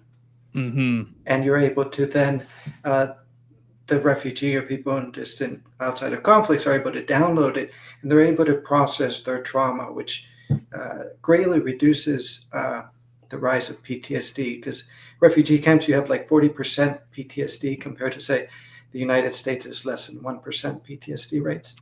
Oh, okay. That's high. That's really high. Yeah. Yeah. So the same model that we're using, we're also using it in hospitals, and we'll be using it in burn clinics. And so the idea is if you're able to process your trauma within 72 hours, we'll be able to reduce PTSD rates somewhere between 50, 85%. So most people that go to a hospital don't know that about 15% of them come out and develop PTSD.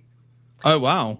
Yeah, Okay. and about 40% develop depression from a severe medical. And so if you're able to process trauma within that peri-traumatic stage, you reduce PTSD significantly. Sadly, most hospitals don't think of people's mental health.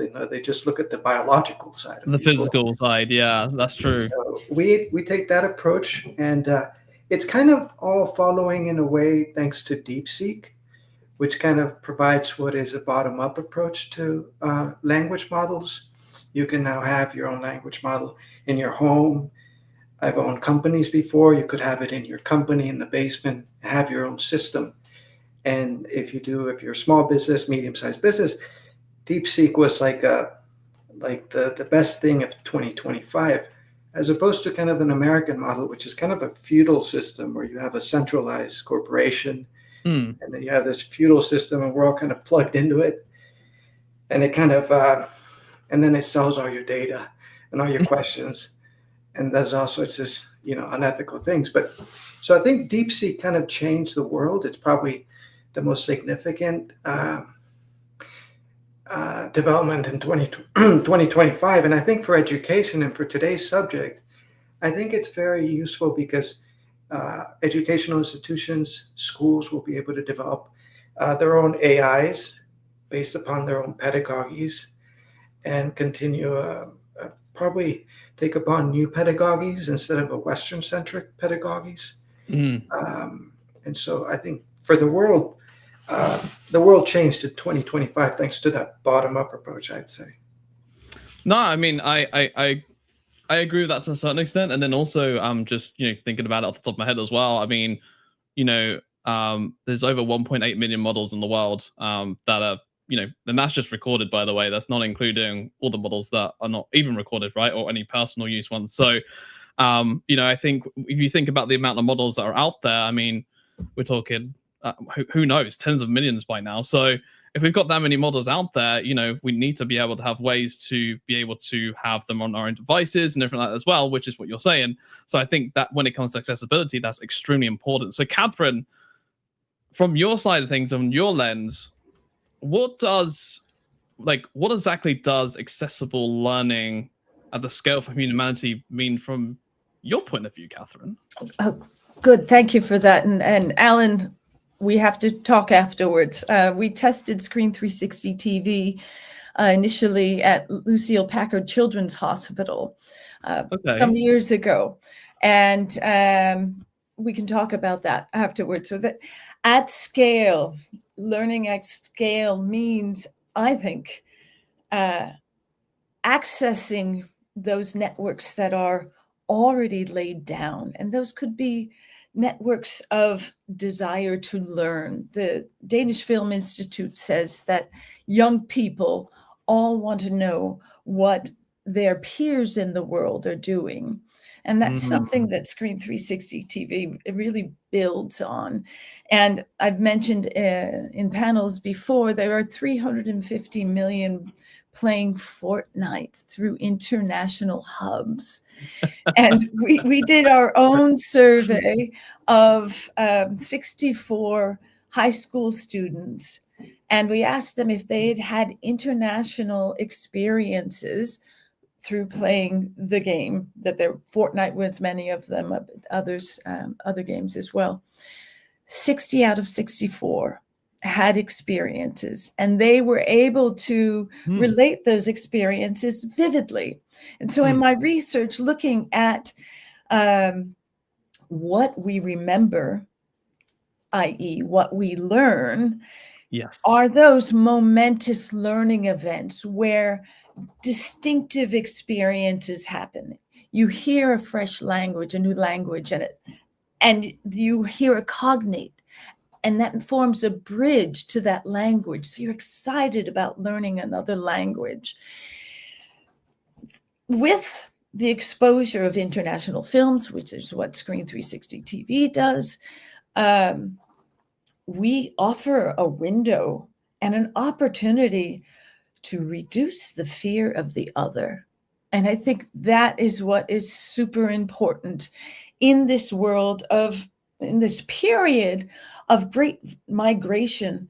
And when there's fear of war and economic migration, we all need to embrace what we have and share it. And one of the most beautiful things came out of American history, and beautiful things came out of the horrible part of our slave history. Each one teach one. It was the rule of formerly enslaved people that when one learned to read, it was their duty to teach another one. So Screen 360 has expanded that to when one travels or has an experience outside of their culture, it's their duty to talk about it. So each one reach one, since we have this extreme reach now, and we have the technology to reach our peers and learn from them and learn together and teach each other. So I'll end with that. So those networks, those invisible networks that exist, need to be activated. Completely agree. And even Salvation is putting the comments right now going, I agree, Catherine. So thanks for your comment, Salvation. And also thank you, Catherine, for sharing your thoughts. And no, I do completely agree with everything that you are saying. It makes me think when you talk about like traveling and talking about going to different places, it just makes me think, when I, speaking to, my friends and they're asking about, what was it like in like Portugal, or what was it like in this place? And you're explaining about it. It's very interesting when you get to talk about different cultures and different things to your friends and family, because they kind of get the feel for it. And it's like, oh, okay, I'll have to go there myself and experience it one day. So, if I can just add very briefly, when you do that, when you have a simple conversation and tell someone what you've done, you're reinforcing the memory, the cognitive impact of that event. And so you're relearning. And if we learned how we learned, we might learn more. Agree, Dr. Catherine. Seuss said. right, thank you for joining us. So, next question is, how can we prevent hyperlearning from deepening divides between the privileged and the marginalized? So, we're going to bring the almighty Verma into this, and also we're going to bring in the amazing Doctor after that, and then Jay will head over to you very shortly on the next question. So don't go anywhere, Jay. Don't want to see you running off or anything like that. So, Verma, please, what are your thoughts on this? So I think one of the key things what I see with preventing hyperlearning from deepening divides is to first understand where the critical gap is. Okay, so it could be sometimes not everyone has those access to affordable devices or maybe digital literacy programs, right? So there has to be equitable policies so that let's just say there are marginal voices, right? So those could be included in the curriculum design and platform governance, right? At the same time, we have to prioritize the needs of disadvantaged groups, okay, so that hyperlearning can truly uplift rather than just excluding or fostering a level playing field in education, right? And when we have everything in set up in place, let's just say the support systems, community outreach, and let's just say adaptive technologies, so these can bridge those access gaps, and that's how we can really deepening the divides, because at the end of the day it's all about reaching more number of people, but also getting things done in a limited time using AI. So of course, these are my thoughts, and I would really recommend everyone to talk about inclusivity always. That's also highly recommend every time. I think also making it accessible, like having, as in like when it comes to open source and closed source models. I mean, I know, ChatGPT is very closed source, and obviously, people like, the data, training the data and everything, which I completely understand. I get that point. But if you're talking literally just, focusing on the accessibility standpoint and at least just getting people into AI, so to speak, ChatGPT and these other Gemini. I mean, you got Perplexity. You think about all the different sort of platforms out there.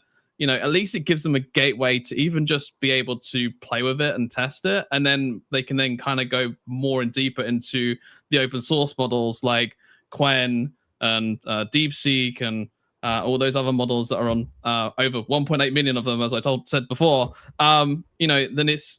I think that's kind of like it's like that stepping stone, so to speak, to those more advanced models. Does that make sense, Verma?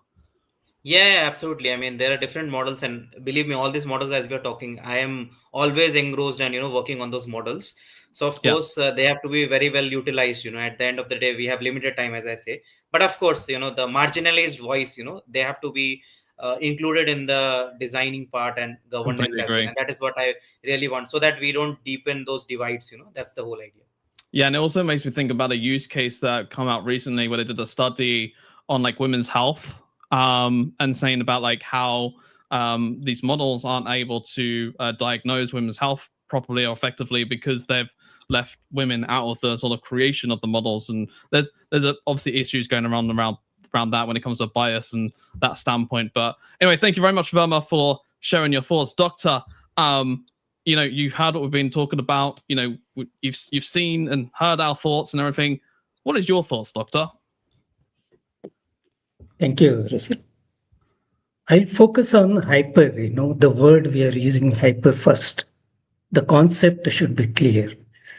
The hyper means what? Stay relevant and meaningfully working in digital age.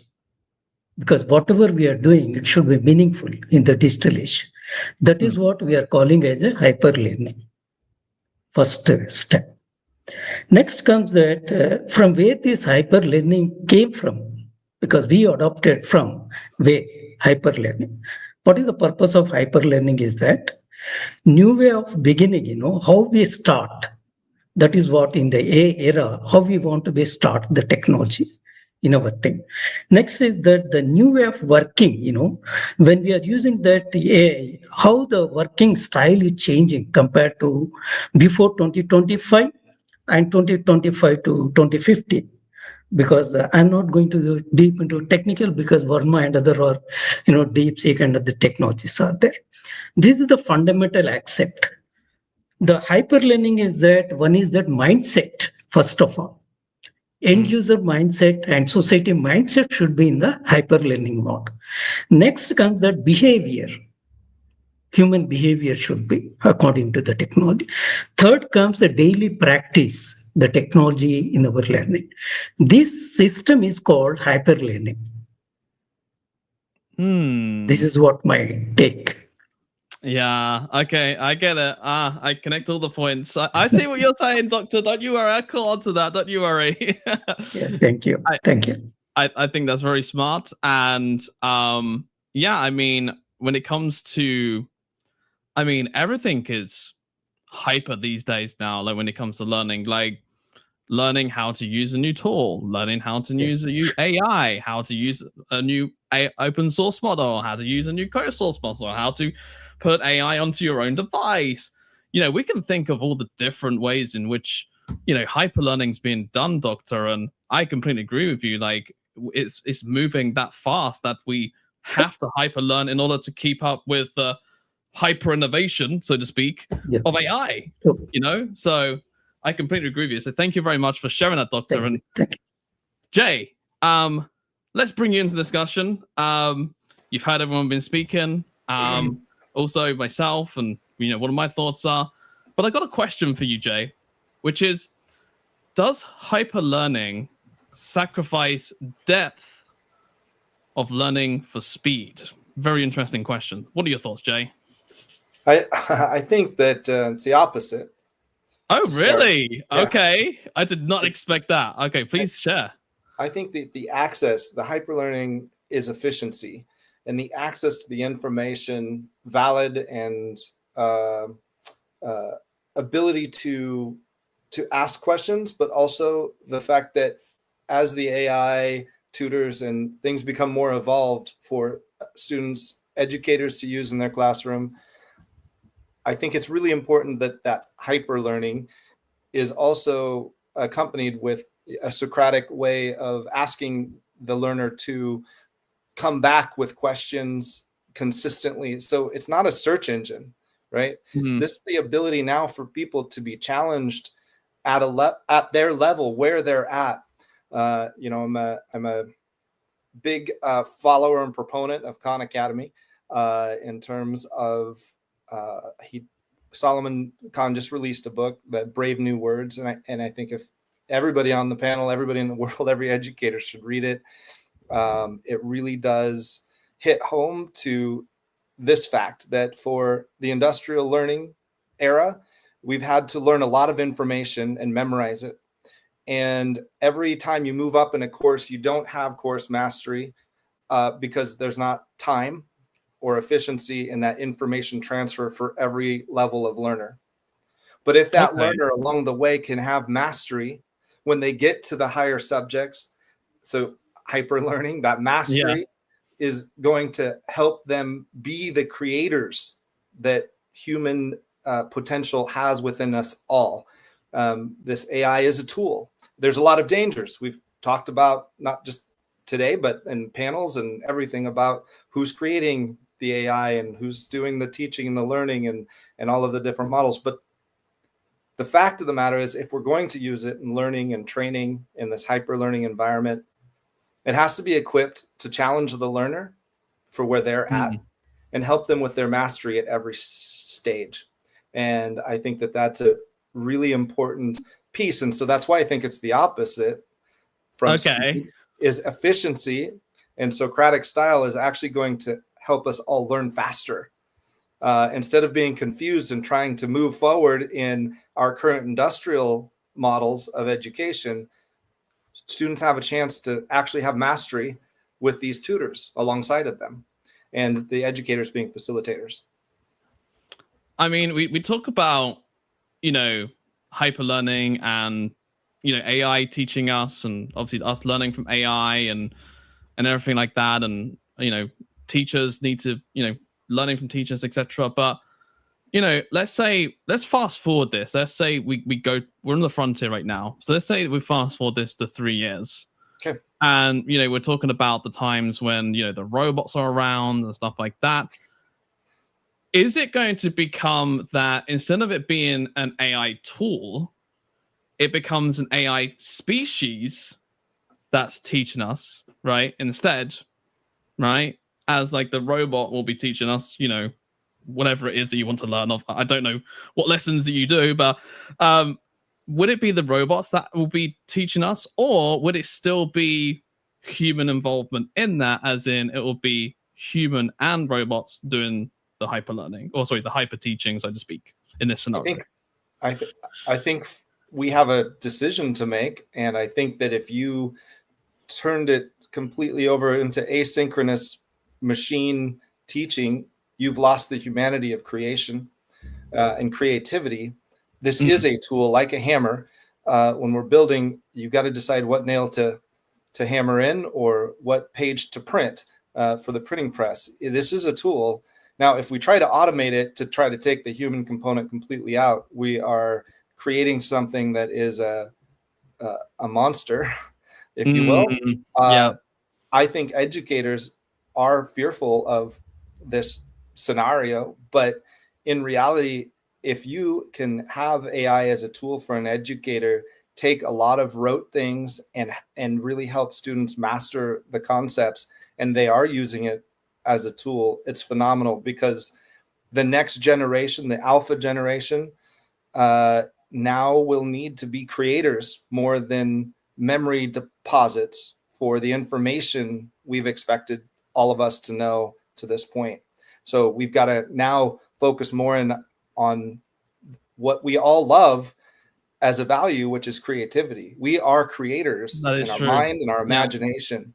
And so AI allows us more space to do that creative work. And we've got to focus our legislation, our direction, these GatherVerses, our conversations, to know that we can use this as a tool and is not meant to be a replacement.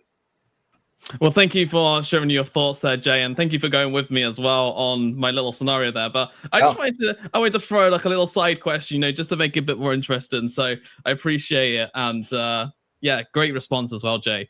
So the next question is, we're going to bring Catherine and Alan into this fantastic question, and you know, I do think about, you know, sort of like the future, like how I was just, you know, talking with Jay and, you know, AGI and ASI and everything like that. But let's just kind of like rewind back and, you know, come to now, which is, what does consent look like in education systems where students are tracked, monitored, and analyzed at scale? So we're talking about permission. Well, like I was talking earlier, Alan, actually thinking about it, right? We were talking about ChatGPT and using the data to train its models and everything that you speak about within ChatGPT, etc. So, Catherine, let's start with yourself. What are your thoughts?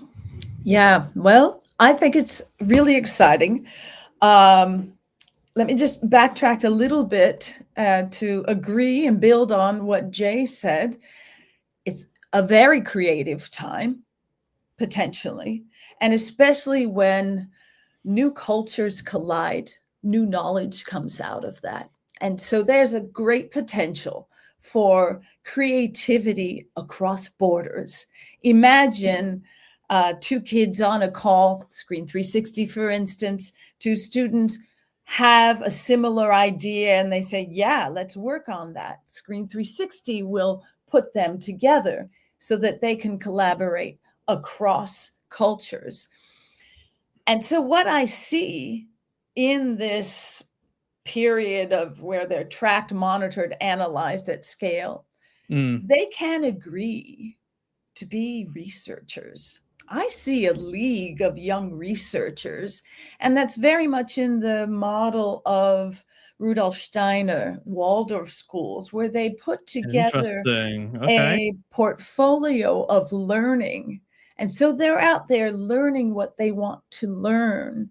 And they're building such confidence in learning. And then when learning together with someone across a border or down the street, what we call international peers, near and far, they have that capacity to resonate and connect and cohere socially like they have never before. So I'm excited, again, about making extrinsic these intrinsic pathways.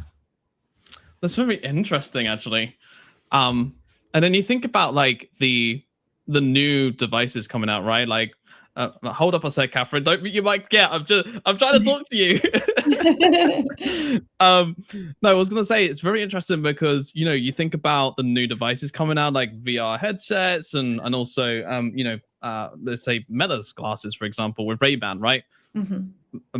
Incredible device like that they made there. I think they're doing great innovation when it comes to VR and XR and AR.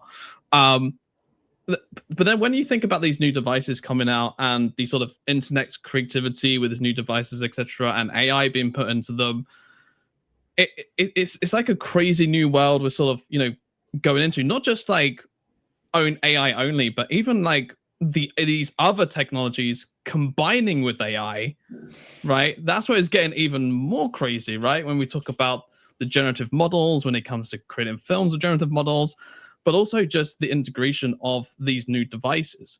So when it comes to students are tracked, monitored, and analyzed at scale, with these new devices, how do we get that consent? Like with a VR glasses, for example, like how do we do that with those sort of things, Yeah, well, you ask up front and you inform about the research that you are doing and try and present that vision, that long-term vision of why you are collecting this information. Okay. And feed it back. You have to give a loop and show those students what they've just participated in. Screen 360 wants to present feedback as moments of empathetic connection. For instance, when a teacher signs up, they sign up with their students, and their profiles are questions like, how do you get to school? What is your favorite aroma? And there's a drop down of baking bread, my mother's kitchen, flowers. How do you like to fill a page with paint, words, comics, collage? So these are creative questions that they enjoy responding to. And then those are fed back to them at the end of our session. It says, 5 of you come to school by boat, and 7 of you love the scent of fresh baking bread. So these are moments to link empathetically on making the learning event more momentous and making the learner more curious about the people that they just collided with and watched a film with. No, that's incredible insight, and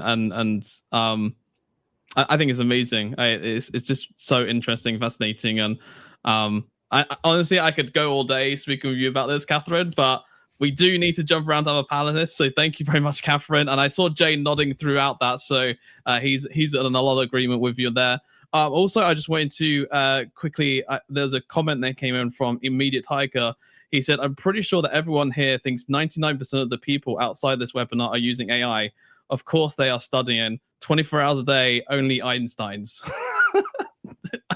Immediate Tiger. I don't know what your comment there, but anyway, thanks for your comment, Immediate Tiger, and sharing that. So, Alan, let's bring the question to you. What are your thoughts? Do you agree?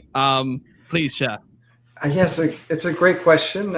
Education systems, for example, let's just say that you have been accepted to Harvard and you join Harvard. You've already signed consent to operate by their systems. You're basically someone under surveillance, tracked, you're scored, you take classes and so forth. And okay, so once you're under there, they did a study at Harvard where they took a very well taught course, a really tight operation. It was physical sciences too, right? Okay. It's been taught over years by the best professors. It's got the best assistant professors.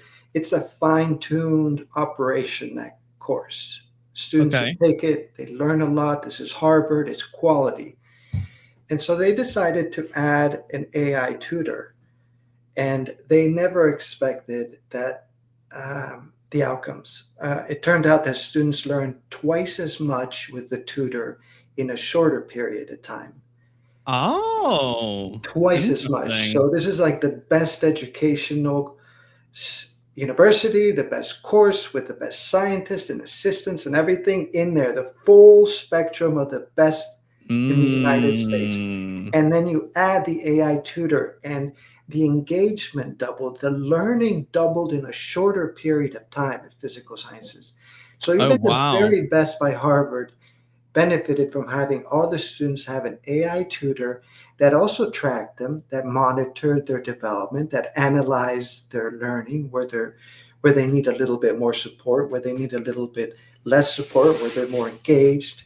And so I think educational systems are going to remain. They're not going to disappear. But I think educational systems do well to develop AI systems within their existing pedagogies, their existing structures, so that students become more engaged, learn faster, and those courses obviously produce much better outcomes for students.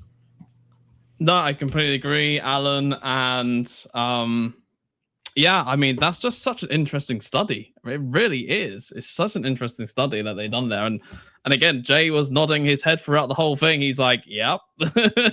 I see you nodding all the time, Jay. But what I'm going to do is, because we're running out of time here, so we haven't got time for the rest of the questions. So what I'm going to do is basically just, 60 seconds or 30 seconds from each of yourselves, and we can just go around the whole round table so that we can get everyone's input. When it comes to education, hyper learning, ethical, when it comes to learning, 30 seconds, what would you like to see when it comes to learning, hyper learning, when it comes to AI? So we'll start with you, Jay, then we'll go to Dr. Verma, Alan, and then last but not least, the fantastic Catherine. So over to you, Jay. I guess the technology is moving faster than our facilitators can keep up. And so I think that that's one of the very first things to address. And one of my long-term goals and missions in starting this company was to actually build immersive learning centers in every state to help build this professional competency of our educators and trainers at companies, that they can come to these learning centers, see the technology in action, see a school in action, possibly have a C-suite leased office, have private events, so that this bleeding edge of technology can be experienced. Because right now we're out here preaching OpenAI has, or ChatGPT has allowed people to access AI and just scratch the surface, and not really, because it's moving so fast, how do we make a sustainable model from this? And when do we dive in, and how deep do we go? And how do I apply it to my school or my company without endangering some of the unforeseen consequences that long-term studies take to have, but also move fast enough so that I can take advantage of some of these things we talked about in deep immersive learning, the ability to double knowledge. I mean, so for me, I look years down the road, and I think every student should have access to a personalized tutor in a private server that is connected to their level of learning. And again, when we talk about access worldwide, this comes down to connectivity. It comes down to Alan's small AI models that can be held on a phone. Like these are important aspects for access. But I think that every student should have access to both a learning tutor, and even as adults, as we get older, and I want to learn how to be a better CEO. I want to learn how to be a better manager. Jay, I'm going to have to jump in. Went too far. I said 30 seconds. Like, what's going on, Jay? I went on. So yeah, that's my view. No worries, Jay. Thank you, Doctor. Please share your thoughts on hyperlearning and what you would like to see in the future when it comes to AI and hyperlearning. 30 seconds, please, Doctor. Try not to go too long because we're running out of time. So, because whatever we are doing in this students, the way of monitoring, tracking, and analyze and scale. If you talk about these 4 parameters, one is that continuous learning is required. Because in 1960s, 70s, once you learn, graduated, it's enough. But today it has to be continuous learning is required, irrespective of the age, irrespective of the grade and college and schools. That is the one. Second is that rapid process of learning. That's what in online courses, short-term courses are there, 4 hours, 2 hours, 3 hours. You undertake the course, assess yourself and add the skill. That is what a rapid skill. Another thing is that one should also know that what is, not to learn. See, always we are talking about learning only, but which is not required. That is also essential to decide which skill is not required for my performance. That is the one thing. Doctor, I'm going to have to jump in again. I'm sorry, Doctor. You're going too long. Burma, please, 30 seconds or less. Yeah. Appreciate you, Doctor. Thank you so much for sharing. And Burma, 30 seconds or less. What is your hope for the future for hyperlearning? Be very quick, please. Sure. I think just to be precise, I think one of the key things which I see with hyperlearning is to foster responsible leadership, right? So here the goal is not to just develop, have competent individuals, but also be a compassionate change maker, right? Because you should solve global challenges with integrity and inclusivity, as I mentioned earlier as well. And with digital learning environment, what I can see is we can facilitate collaborative projects, social impact simulations, and leadership role play. So the idea should be to nurture responsible leaders by making such great empathy and ethical reasoning and all those civic responsibility, everything in place, so that we can help each other grow and also, practice the responsible leadership. So those are my last minute thoughts. Thank you very much, Verman. Thank you for keeping that very on point. And 30 seconds. Alan, over to you. Thank you. I was just thinking that right now our relationship with AI is it's a short-term thinking relationship. They respond rationally. It's not a long-term relationship. It's a very scientific Western way of engaging a machine. Ask a question, tell me, and that's it. So I think looking forward, I'm imagining non-Western models that are more related to kind of communal learning, where the engagement is different, and spiritual pedagogies, kind of a master apprentice models as well in tutorship, long-term models in a sense that kind of get to know your weaknesses and strengths in a certain field. And so there's a lot coming that will make education better. And I think we should remember that infrastructure is going to become important again in the world.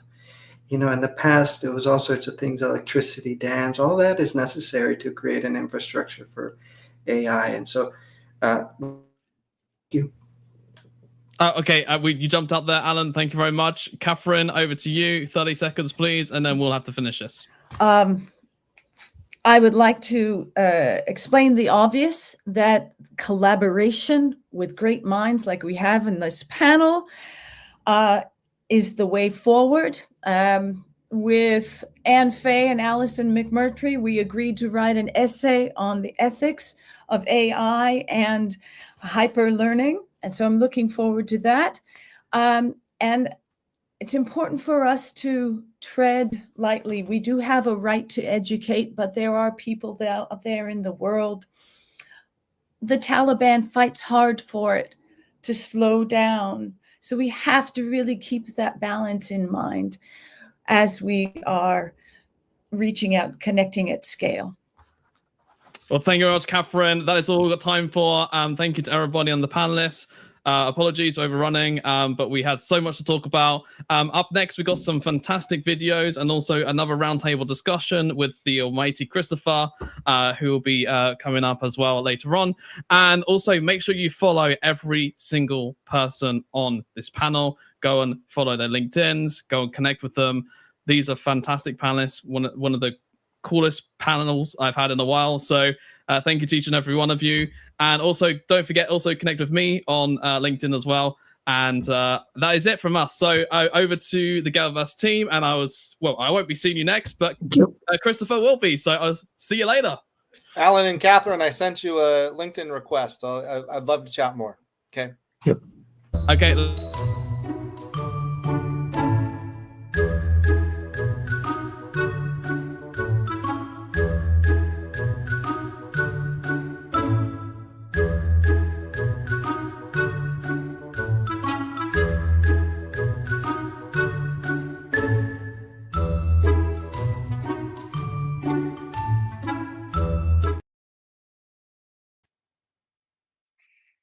Hello, everyone, and thank you to GatherVerse for hosting such an important conversation today.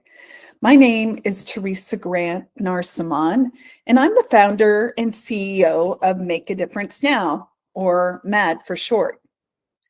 We're an international nonprofit providing access to quality education, and we're also filling that gap of what to do after people graduate from secondary school and from college, and how to navigate finding a job and creating a business. As we gather here to talk about tech for humanity, I'm reminded that technology is only as meaningful as the lives it touches. Across the globe, millions of young people and women are eager to work, to innovate, to contribute, but lack access to training. They lack access to mentorship and tools to bridge the gap on how to get a job, how to create a business. That's why we launched our business empowerment program, and why today I'm excited to share how we're scaling that impact through a new learning management software system, an LMS. Our BE program teaches practical, future-ready skills, everything from how to create a CV, how to create a cover letter, and how to stand out and tell your unique story of who you are so you can get hired.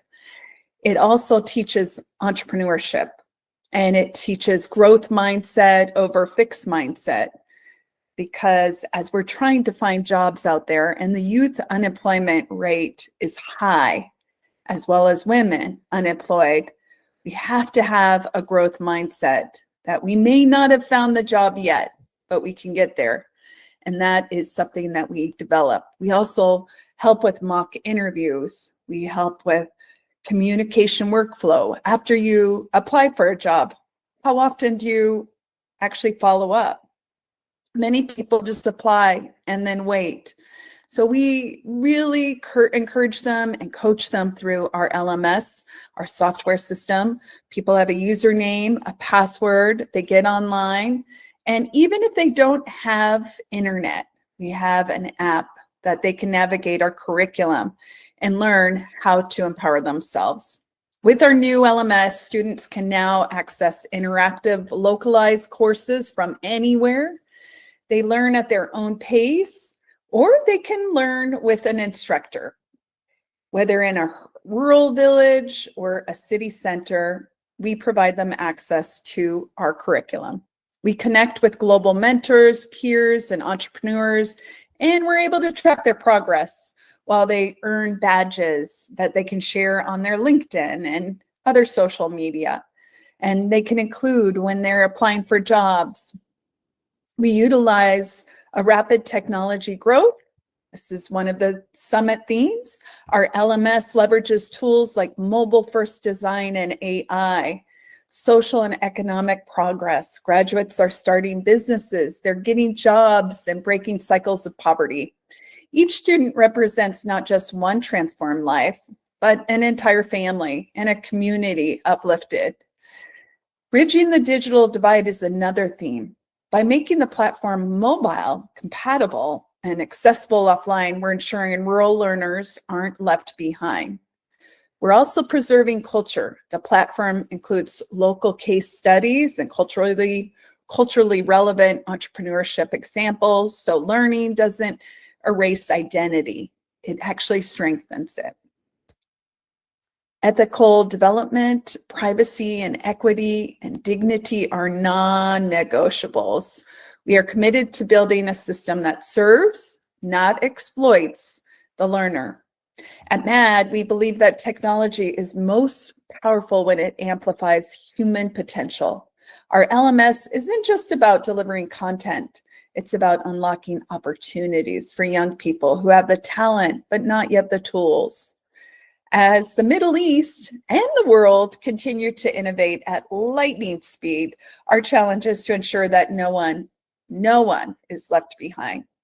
Together, we can build a future where technology is not just smart, but also just, inclusive, and deeply human. To learn more, connect with me on LinkedIn, Teresa Grant Narsimon, or visit our website at gomadnow.org. And we'd love to share more information with you. Thank you so much.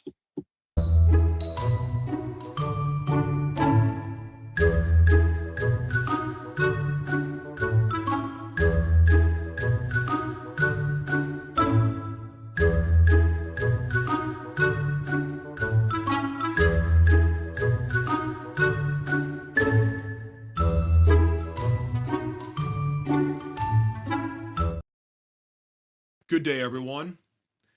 There's a broken covenant at the heart of the creative world, a lie sold to every artist, visionary, and storyteller. The myth of the starving artist. It's a model that forces a choice: surrender your voice to the gatekeepers or struggle alone in a digital wilderness. Both paths lead to a legacy compromised. My purpose today is to propose a new covenant, built not on dependency, but on sovereignty. My authority to speak on this wasn't earned in a boardroom. It was forged in wreckage. It was found in the battles with addiction and the experiences of homelessness and from inside jail cells. It's a story that isn't just in my past, it's in my present. I am legally disabled, and the very principles I'm about to share are what allow my voice to exist even when my body can't keep up. The turning point came in the silence of solitary confinement cell. There I had an awakening. Our deepest wounds, the wreckage we run from, are not our liability. They are our blueprint. The journey from private wreckage to public redemption is the most powerful story on earth because it's the most authentic. From that moment, my life has been dedicated to a single idea: empowering others to tell their own authentic story. My work as a best-selling author and an award-winning producer has confirmed one universal truth. The world doesn't need a more polished version of you. It needs the real you. Your power lies in the parts of your story that you've been trying to hide or you've been taught to hide. This is about more than just inspiration. It's about architecture. It's about building your own sovereign ecosystem where you own your platform, you control your intellectual property, and you forge an unbreakable connection with your community. It is about transforming the story from something that is simply told into something that is experienced. Now, imagine this principle at a global scale. Imagine transforming abandoned buildings in underserved communities into beacons of creativity, hubs where at-risk youth are given the tools to become ethical storytellers, the architects of their own future. This is how we build the leaders for the next chapter of humanity. We are standing at a precipice, facing a future of AI and technological fusion that will redefine what it means to be human. Who will tell the stories that guide us? This brings me to you, to the creators, the visionaries, the leaders. Your story, in all its complexity, is not your weakness. It is your legacy in waiting. Your authenticity is your greatest asset. To the partners, investors, and fellow changemakers, let's join together today in a movement, not to build an agency of talent, but to empower an army of sovereign creators. Let's build a more authentic, empowered, and equitable world, one story at a time. My name is Joshua T. Berglund, and thank you so much for being here with me today. If I can ever be of support, do not hesitate to reach out.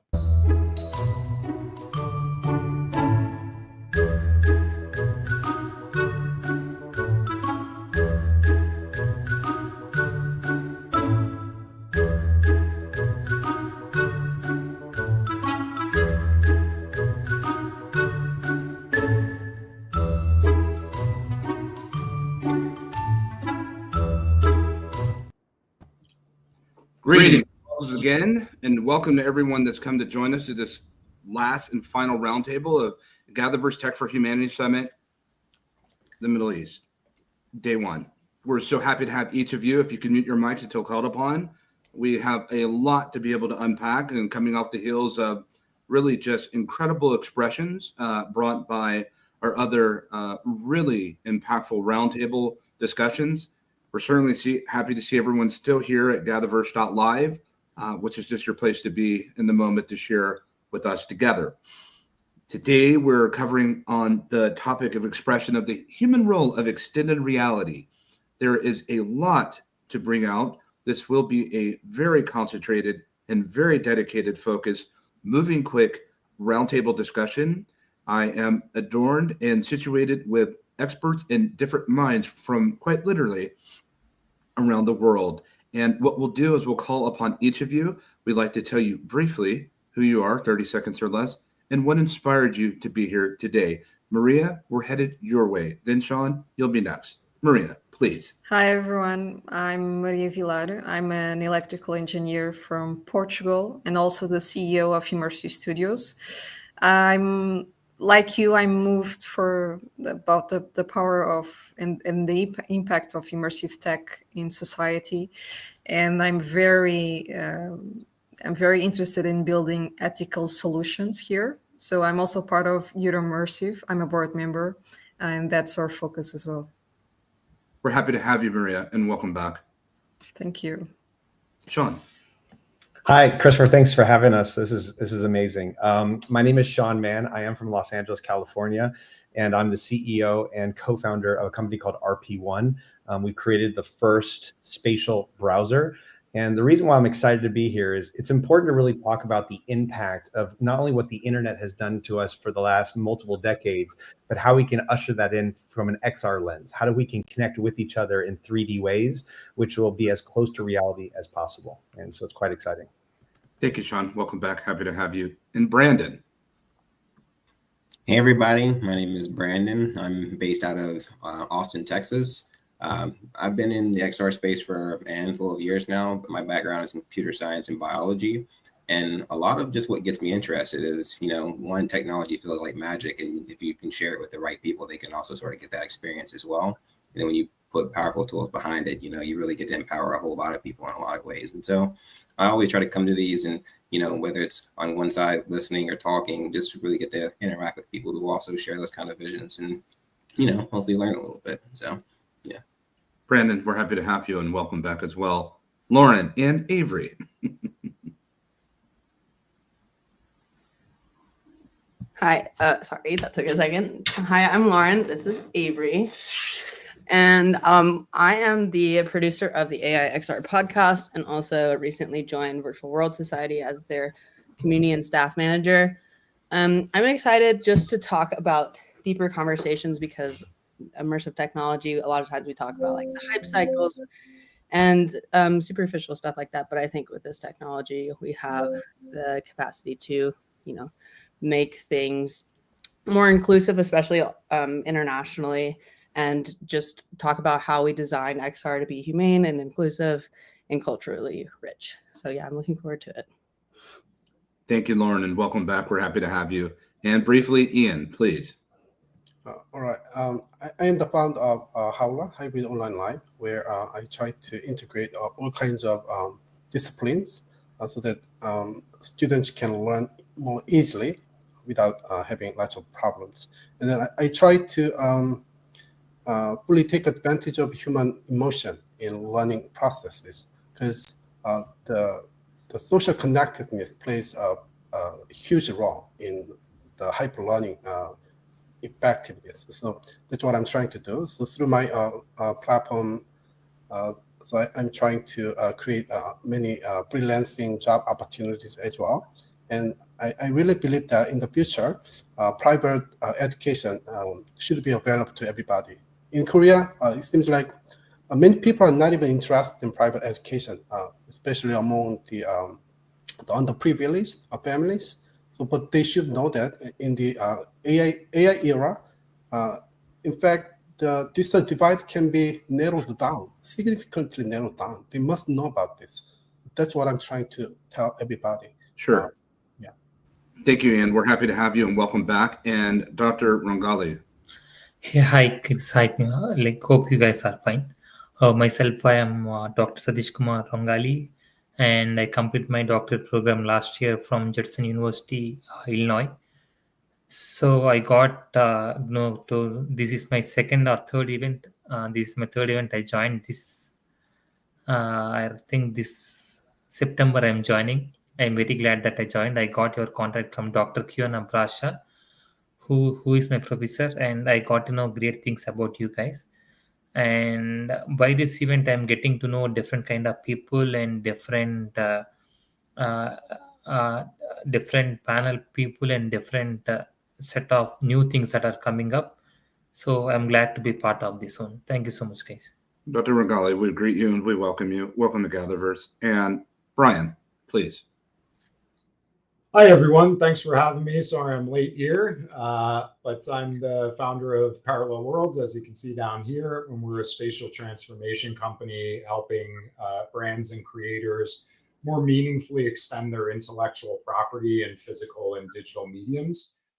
We do that with a number of spatial technologies as well as digital rights management and IoT-based technologies. Brian, we welcome you and welcome back once again. And Roundtable, I want to take us to a different place. You were purposely brought here together for a reason. And there's so much happening, but under the banner and the theme of the Middle East, we know that this is a bidirectional expression of events that we have, where we have people that are natively from the Middle East and those that live elsewhere in the world, because we're still one connected world. Transmetropolitan, transcontinental, we share an often seem alike, especially when it comes to universal or rather global impact of technology. I'm going to be able to answer or ask a series of questions, and we will be on and off topic. So give you that warning now. We will be rapid fire in this, and I would like for you to answer your questions as precise and as efficiently as possible. We do have a tremendous amount of people here that have come to join this roundtable at GatherVerse.live, and I can see that the interest is real, especially within the extended reality community and more. Those in the audience, when we talk about XR or extended reality, we're talking about technology, we're talking about applied science, and so much more. But shall we begin? So when I think about, Maria, where we're at right now, and then Sean, I'm coming to you, and then Brian jumping over to you, and then we'll go further as had. When I think about where we find ourselves right now in this world of hyperscale, and we look at what's happening with artificial intelligence and the scalability, but I also tend to think of something that my dear friend Ori Embar talks about, is that AI is the interface of, or XR is the interface of AI, which I think there is a rather a marriage pairing when it comes to this. And I think about the browser that Sean has built, but we'll get to that in just a little bit. And I say that with reason. Maria, while the world is so fixated, as they should be, and for many reasons, on artificial intelligence, I have the real and profound sense of understanding that this world is becoming and will become more spatial, if you will, more extended in ways, and that all we are really interacting with is typography, language, models, but we've yet to see the full embodiment experience. And I believe that the world is severely not ready for that which is to come, is to understand that we're about to look at the embodiment of AI rather sooner, in some ways now, but sooner rather than later. What does that mean to you from where you're coming from in the great country of Europe, or continent, excuse me? Yes. So as you said, XR will be the interface. And it's, for me, it's very important because when we talk about the interface of all of these AI solutions, we're talking about the means to connect people. So immersive tech will be this connection between people. So I think it's really important to think about how are you going to, well, not start developing, because all of us, I think, somehow we develop XR solutions, but how can we here really develop a common ground to make sure that everyone that is involved in extended reality and in this new era, like you were saying, so in this new world that we're going to face in the next few years, how all of us. So I come from Europe, from Portugal, but there's here people from the Middle East, from the US. How can we make sure that we're building solutions that are ethical, that have everyone in mind, not just the ones that are privileged to really use and think about XR? Because as we know, we are privileged if we are here, right? Because we're connected and we use everyday technology that is not accessible to everyone, and we really want to make sure, and we should make sure that we're developing solutions that are not just being developed from our point of view. I feel that's very important.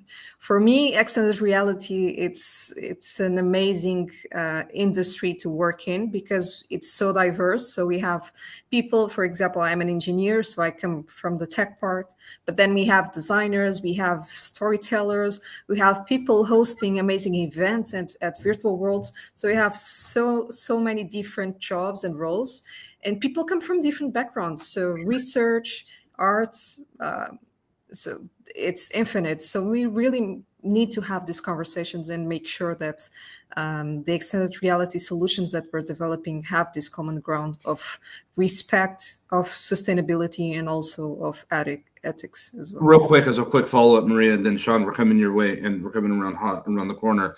Maria, what is common ground? Well, it's a difficult question to answer, okay. But for me, I think my first thought would be to make sure that we're developing solutions that have everyone in mind. So they need to be inclusive, and that needs to start at the design of the solutions. We need to make sure that everyone is involved, and we're not just, for example, developing solutions for European people or just for white people or just for. So we need to make sure that everyone is involved and there's no exclusion. Right. And thank you for giving that and extending it out. To me, I hear global accessibility. I hear access. For sure. And I feel that the way that you've expressed that is fundamental. And the reason I say this, Sean, coming your way is, what are we extending into? What are we extending for? And when I say that, we're at a time where we're using, in some ways, technology that seems just as new as the day that we just entered into, but it's already becoming archaic. And now we're in need of new browsers, new interfaces. We're in need of new platforms, prototypes, protocols, applications to be able to get to where we can go, not just where we want, but where we are now able to go. Can you give us some more insight on that, Sean, please? Your mic, please. There we go. Sorry about that. Yes, I think, we throw out the term XR and AI and how these are like their own embodiments, and they're really just tools that take what we've done for decades in connecting with each other and extending it to as close to reality as possible. I think the biggest challenge when you look at XR and AI, it's very expensive to run yourself, and so you're typically beholden on these large companies that have platforms and the compute power to run these systems. And you don't necessarily have the same freedom that we have today in running, let's say, your own website. And so the challenge that you have is XR is huge as far as taking it to the next level and connecting people all over the world. Imagine being able to put AR glasses on and someone in VR can join me in the real world, and I can see them. I can see their culture, their person, their facial expressions, and be able to engage with them, whether it's gaming or work or education. It just takes it to the next level. The challenge that we have is, how do we make it where we all have ownership in this entire ecosystem? And when you have big companies that have the big budgets to have walled garden systems, we're going to have to play in their sandbox and not have the freedom, not only in ownership of what we create and bring to the table, but the ability to seamlessly connect with others, with whether it's free speech or different cultural values or things that we want to share. You don't want to have the same rules that are guiding you versus the open ecosystem that we've really enjoyed with the World Wide Web. And if you think about the World Wide Web, it was the largest creation that man has ever seen, or I should say persons have ever seen. And I think it's important that we all have that ownership and how we're going to connect at that next level. AI is really just a tool to make it easier, bring services, bring things that can make our everyday life easier, whether it's shopping or finding things or any type of application that we similarly use with our current day cell phones. Again, it's just taking it to the next level where it's spatially aware of my environment and able to invite people all over the world to join that environment. Thank you, Sean, so much, and we'll get back to you real soon. And I have a question to follow up, but before I go there, Lauren, I'm rounding you over, and then Brian, get prepared for what's next, please. Hot around the corner. Lauren, I think about this. I already hear a thematic that's brewing amongst us between Maria and Sean: global accessibility, access for the world, so that people can be able to come into this space. Here's the question, though. We're here with the Middle East and community and the global GatherVerse community right now. For what reason? For what benefit? Right now, we're seeing over, just in this year alone, $2.9 trillion invested when it comes to massive data centers. That's not just for AI. That's going to be system on chips, data compute, physical AI. NVIDIA talks about this, Omniverse, and more. We talk about being able to power and hyperscale the type of devices we have, the ones we don't already have, browsers and more. We see AI browsers that are popping up, spatial or XR browsers, if you will, that are coming to see, similar to what we see our friends over at RP1 doing.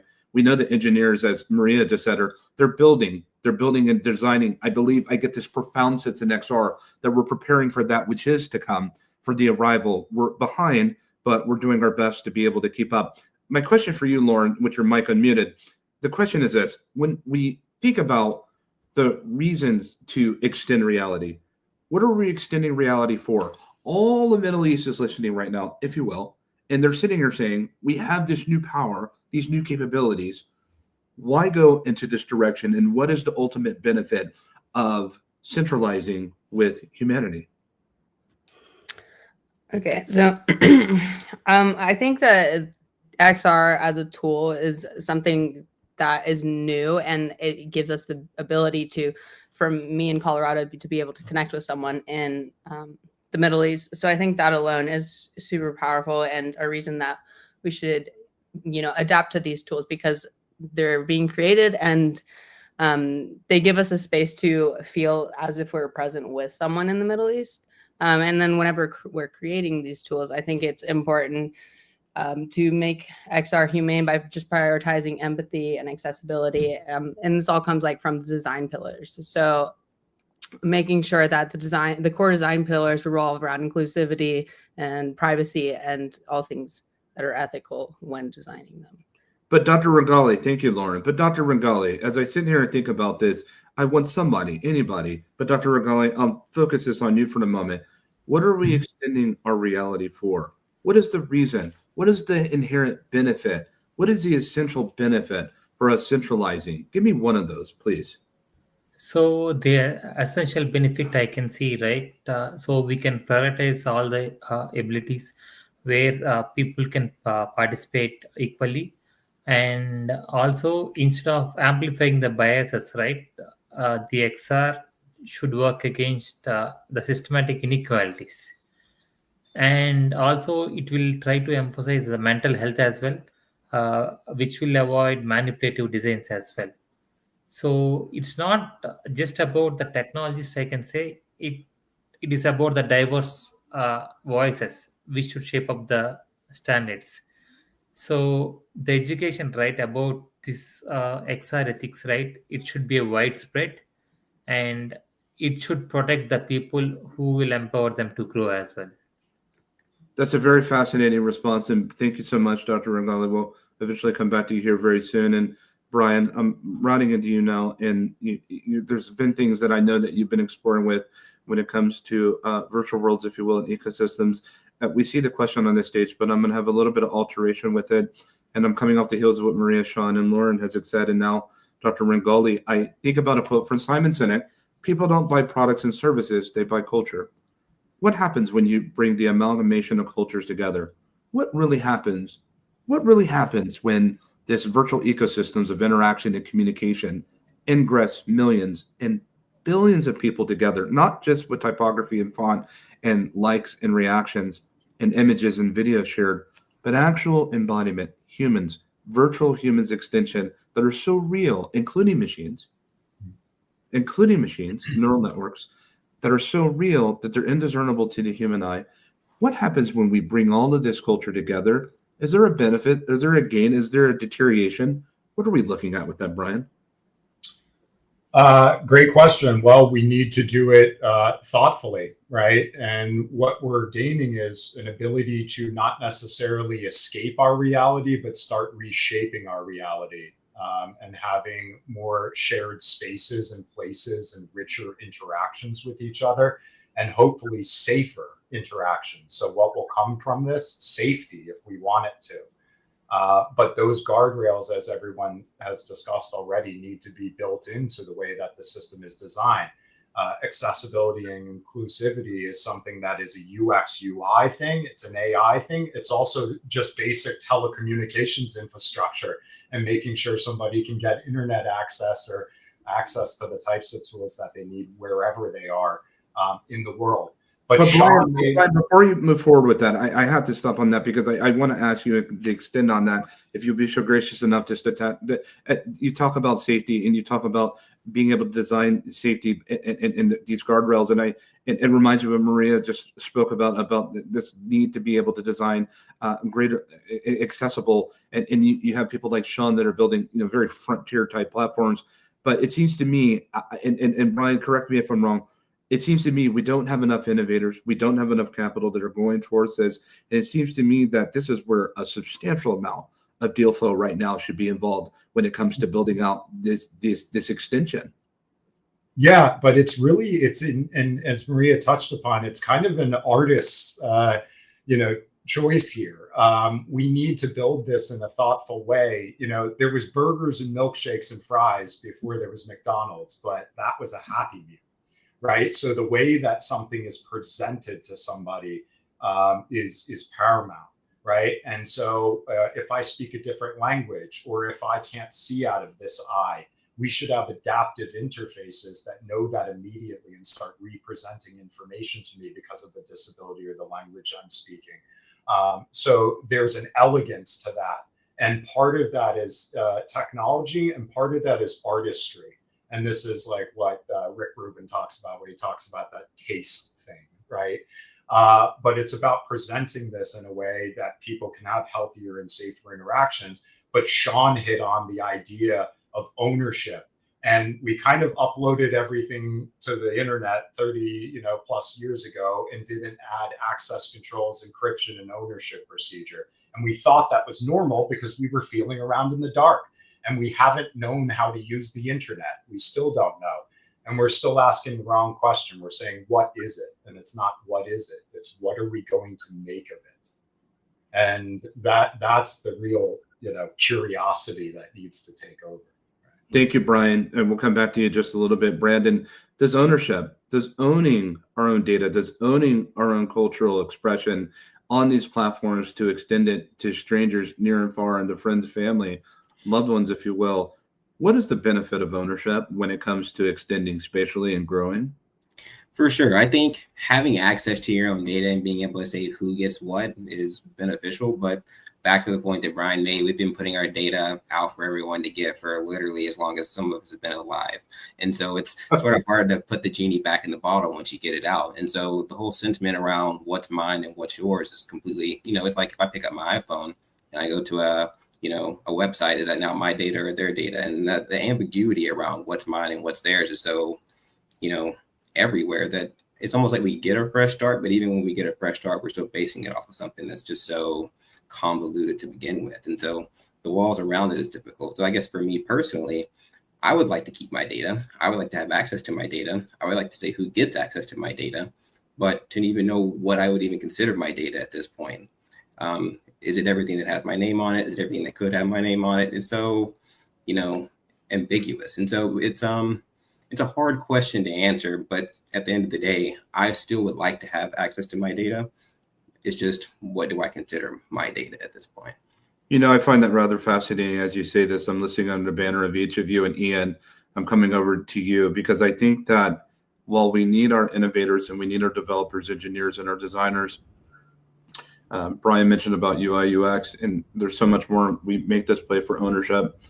I think many people don't even understand and won't even fathom the opportunity and the magnitude of ownership in the first place because there's such a lack of education, not just for those that use technologies, but even the technologists themselves. I kid you not.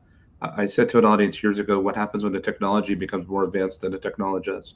And in many ways that escapes even me, all of us. There's just not enough intellect that we have or understanding to keep up with this magnitude of scale.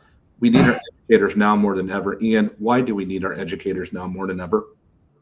All right. I mean, like today, educators' biggest role is becoming psychologists.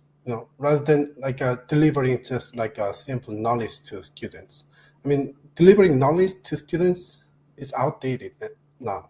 So educators needs to, manage their like student emotion and then handle their mental health. So even as you said, students cannot keep up with the pace of like a learning and then the technology, advanced technologies. So teachers should be the one who deliver those knowledge to the students at the same time managing their mental health at the same together.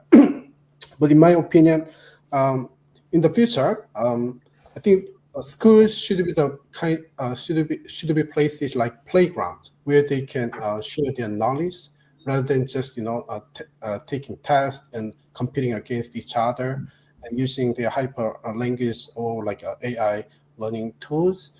And maybe use this kind of extra technologies would be helpful for this sort of education. But the thing is, these devices are kind of too fancy.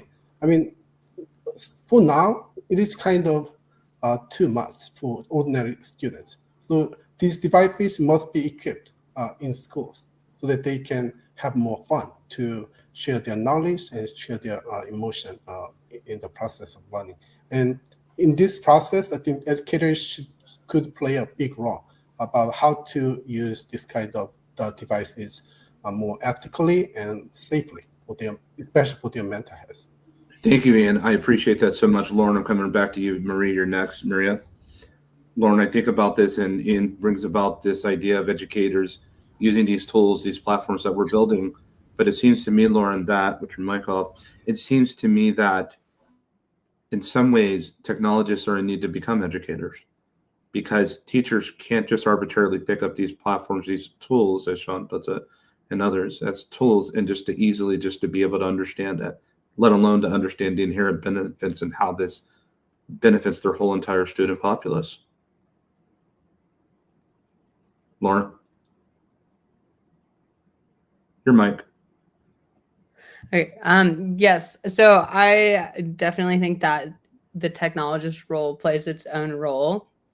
And I think that these people wear a lot of different hats. Like they are types of people that can, for the most part, empower others to use tools. And I think that having like an educator and a technologist is a very powerful duo, because then you have someone that's specialized in something, for example, like let's just say like heart surgery. So the technology is really useful in this case because VR and XR and all of the above allow you to create things that one you can do over and over and over and just get repetition, and people can, like someone that is trying to learn heart surgery can go into the tools and just practice them until they feel really comfortable. And the like the error margin isn't life or death in this example. So it's something that is a lot less risk. And yeah, and just like in the creation of the experience or simulation, there are a lot less barriers to creating whatever it is that you need to. And you can even make it into fun, something that's kind of gamified. So you could make a heart surgery on like, I don't know, a rhino. And you can make it fun, and then you can like take it to more serious steps. And it's just, there's a lot, there's no limits. Like you really can create anything that you want as a technologist. So I think that's a very powerful tool. I do think that's a powerful tool. I think it's a story machine. I believe it allows us to be able to extract what's in the confines of our minds and have our youth and our all different types of people to be able to see things in ways we've never seen them before, Maria. But we're coming on the heels of what Lauren just said. This is going directly to you. I think, first of all, with the questions that's on screen, I think we all can agree that there's no way in the world that XR will take the place of in-person community. I just don't think that virtual ever replace the idea of physical, humane touch and interaction. I don't believe that, but I do believe that XR extended reality does do things that are profoundly different from what in-person capacity just simply does not offer. What is that thing that differentiates the extended virtual layer rather than the material layer, Maria? Well, I think the point was never to replace the physical world, right? So we're talking about extending our reality, not replacing it. So I think it's the first point. And then we need to think about really the power of immersive technologies when we compare it to other technologies. They're very different because the component of immersion makes all the difference. So here, of course, we have a lot of advantage. You can meet people from all over the place in the world. You can have that embodiment, which I think it's really important to have, of course, physical cues and at least having a sense of I wouldn't say touch, but of presence in these worlds. But I think the difference here is that you have those benefits of really connecting with people that you couldn't connect before because you have that component of immersion. So it's not just doing a Zoom call; it's actually being and sensing the presence of another person. So for me, that's really the power. But I wouldn't say that the goal is extended. It's to replace reality, because I feel that a lot of times when our narrative starts coming that way, we start looking like crazy people, right? Are we all living in a metaverse? Is that the future for all of us? Well, I hope not, because we're talking here about creating humane solutions. And that implies being human. And humans are people that, since the beginning, right, we work and we live in communities, and we really I hope we are entering a world that we are going to value more and more these connections, and immersive tech is just going to be a means for it. So we're not just going to replace the interactions we can have in the physical world, but if we cannot have them in the physical world, we're going to have these amazing tool, amazing technologies to really provide this sense of presence. Thank you, Maria. I think about this, Sean, and I'm very locked in right now. We talk about ownership. We talk about owning a part of the virtual layer. How does that lead towards, when it comes to owning the virtual layer, how does that lead towards overall planetary betterment and human betterment? Yeah, that's a tricky question. I think the ability to participate globally at every level is I want to say a God-given right, if you will. And I think if you look at the internet, it was complicated in the beginning. To build a website, you had to be a programmer, you had to understand CSS and HTML and WebSockets and all these different things. And so it didn't make it easy for everyone to participate. But because it was an open ecosystem, tools were built to make it seamless, where now 10-year-olds can start up their own websites and connect with people all over the world based on ideas that they want to share. And I think we're going through the same problem today. There's no interoperability, there's no standards, there's no ways that we can all participate and build tools that make it not only easier in the educational system, but allow us to actually participate. So if you think about just the web right now, I can build plugins, I can build tools, there's Canva, there's billion-dollar companies, thousands of them, by building things that make it easier for us to connect with each other in different ways. XR just takes it to the next level. I really think people want to tell stories. We're all storytellers, whether it's about our culture, whether it's about work, whether it's about education or gaming or fun. And XR presents new ways that we can tell our story. And whether that's walking around the real world and seeing a piece of art, and I can get more things about that artist, more things about why it was created, it allows me to actually build trust with different cultures. And I think you asked a question earlier about what's important about the Middle East, what is important about the different cultures around the world. And I think human nature, what we don't trust or understand, we're scared. And when we're scared, we put up roadblocks. And I think what XR does is allows us, when we can't see each other, and I can't fly to the Middle East, or I can't fly to different cultures, what's the next best thing I can experience? And whether that's putting a VR headset on or actually being somewhere and seeing them in their place. And think about it, if we want to come together, if we were all to have coffee, or even being on this GatherVerse, I feel like we are now connected to 8 other people that we can respect. You've gone through some steps to be a part of this environment, so we can kind of trust and expect that there's a minimum level of how we can interact with each other. And that's just on Zoom or just this type of product. Imagine now if I can see you and your embodiment in front of me when we can't be near each other. And I agree completely with Maria. I mean, this is not to replace reality.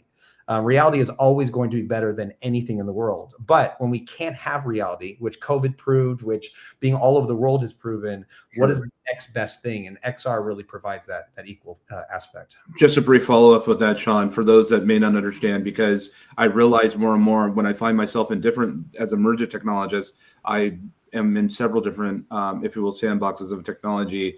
And I realize just as foreign as it may seem that a generative pre-trained transformer or a large language foundational model or a gradient descent or diffusion model may be foreign to somebody that operates in XR, interoperability also may be just as foreign. Go ask Sam Altman, what's interoperability? He says, I need to ask ChatGPT-5. So could you briefly just express to us that powerful, very powerful world of interoperability and why it means so much? Yeah, interoperability, again, really, I call it the 1,000 internet problem. Right. So imagine if we had 1,000 different internets with 1,000 different browsers, 1,000 different standards, and each and every one of us has to decide which one we're going to participate at, which one are we going to build for, and do I expect everyone to want to go to my internet? And the good thing is we don't have that problem. We do have one internet. We do have standards that allow us to all build and join and create together. And I think that the challenge that we have when you have all these walled garden platforms is that they're not interoperable with each other. There's different standards, different tools, different programming languages. So we're all going hundreds of different directions, which it really creates more friction and only allows early adopters to share these technologies. We have to remove the friction of the XR industry. And that's what interoperability does. It allows for someone with one click to instantly be able to connect to someone anywhere in the world, whether in AR or VR, and be able to participate without having to download apps that require all of us to go through many, many steps just to see one experience. And so the embodiment of a browser was the most powerful invention 30 years ago because it made it simple for anyone of any age or any technical prowess to be able to click a button, learn how to connect, and instantly you have connections of hundreds of millions of websites. The question is, how do we recreate that ease of use with XR technologies? Because if we don't, we're not going to invite the masses to join together. And I think it's on us to build not only these tools, but to come together as a community versus continuing to go in 1,000 different directions, because XR will not move as fast as the web did unless we really come together to create a single ecosystem. And at the end of the day, the metaverse was supposed to be a parallel to the World Wide Web. And as far as I understand, we only have one World Wide Web, and I believe there will truly only be one metaverse. The question is, can we all build it together, or are we going to be inside of a walled garden system like Meta or Apple or Microsoft create, where we're stuck through fees and things and limitations on what we're allowed to create? You see, and thank you for that, Sean. And Brandon, I see that, and then Brian, we're coming to you, and Dr. Rongale, and please, we're coming right around the corner. Brandon, I see a social responsibility with this. You know, we talk about, as John's talking about, the HTTP IP. We talk about this protocol, the very first protocol, the biggest protocol we've ever known. With the type of platforms that are being built now, the internet itself was never meant for this type of payload capacity yet. It still holds, it still survives. And it seems to me that if you look at what's happened from the information age to the applications renaissance to the AI era of compute, if you will, that it's drawn and creates a ton of business. There are jobs right now. The majority of the jobs on Earth right now weren't even here 100 years ago. It creates jobs. It creates e-commerce. It creates opportunities. It creates gross domestic product. It creates scalability. And it seems to me that we must move from this mindset of a fringe and fun opportunity to something that we must do. And it seems to me, based on what Sean just expressed and Maria, that we've really entered a speed bump, if you will. It's almost like, here's the internet. You could be connected. And then we go into this Web 2 of social interaction. But there's walls all over the place. But what happens when we remove the barrier to entry? We lessen these walls, Brandon. What could happen when people are now having to interact with one another, are afforded the opportunity, and also removing the fear of that unknown of who's out there on the other side of the moon? No, for sure. I mean, again, my space of XR is in education and a lot of low income students. And so, even speaking from their perspective, where they don't even get to leave a neighborhood, let alone get on a plane and go to the Middle East, there are tons of opportunities that they don't even have outside of their neighborhood, let alone outside of their city and their country. And so, when you take that and scale that to, everyday situations, you're really opening up people to not only just, experience a new reality, which is cool, but you're giving them new opportunities, because what it is exposure, and exposure is really everything, whether it's exposure to a new culture, exposure to a new job opportunity, exposure to a new field, whatever it is. And so when you open that field up and not only give people tools to build stories around that so that you can teach people whatever you need to, but bring people into a unified space where everybody is on the same page, you really open up the possibilities for cheesy, but anybody to become anything in a sense, right? And so that's sort of the benefit of having this connected space. And so, just my opinion. Thank you so much for that opinion. We always appreciate our educators such as you and Ian that have come to join. And GatherVerse education is one of our most important standards that we have. We have that for a reason. Brian, when we talk about this, I know that we've gone through this commercialization of the metaverse world, the virtual ecosystem, interaction and communication, the singular metaverse, not metaverses, but metaverse, the singular metaverse. But I say that in a bit of a jest, but here's the reality. Here's the reality. And GatherVerse, roll with us on this. Here's reality. If we do not move forward with persistence and more virtual environments of interaction and ecosystems of communication, we will find ourselves in a very, very bad condition. Why do I say that? It's because technology is a science, and science necessitates growth. And when you stop that growth in this particular era where machines are thinking, machines are able to grow, machines are able to innovate autonomously, and they will have that more capability. If we do not build the metaverse, then something else will. And that gives me pause. I think it needs to be 100% human, homegrown from the heart with the assistance of a tool. I don't think that tools need to lead towards this effort of hyperscale. Brian? Mm-hmm. Agreed. I think this is where like monetization comes into the picture, right? And the unfortunate idea of big business, and what Sean was saying is like, Meta changed their name to Meta, right? As all this was kind of happening, but they didn't necessarily have the vision, right? You can't buy the vision. You can't buy like the universe accepting something, kind of what you're talking about, Chris. Like, we didn't want Google Glasses. The universe wasn't ready for it at that moment, right? Sure.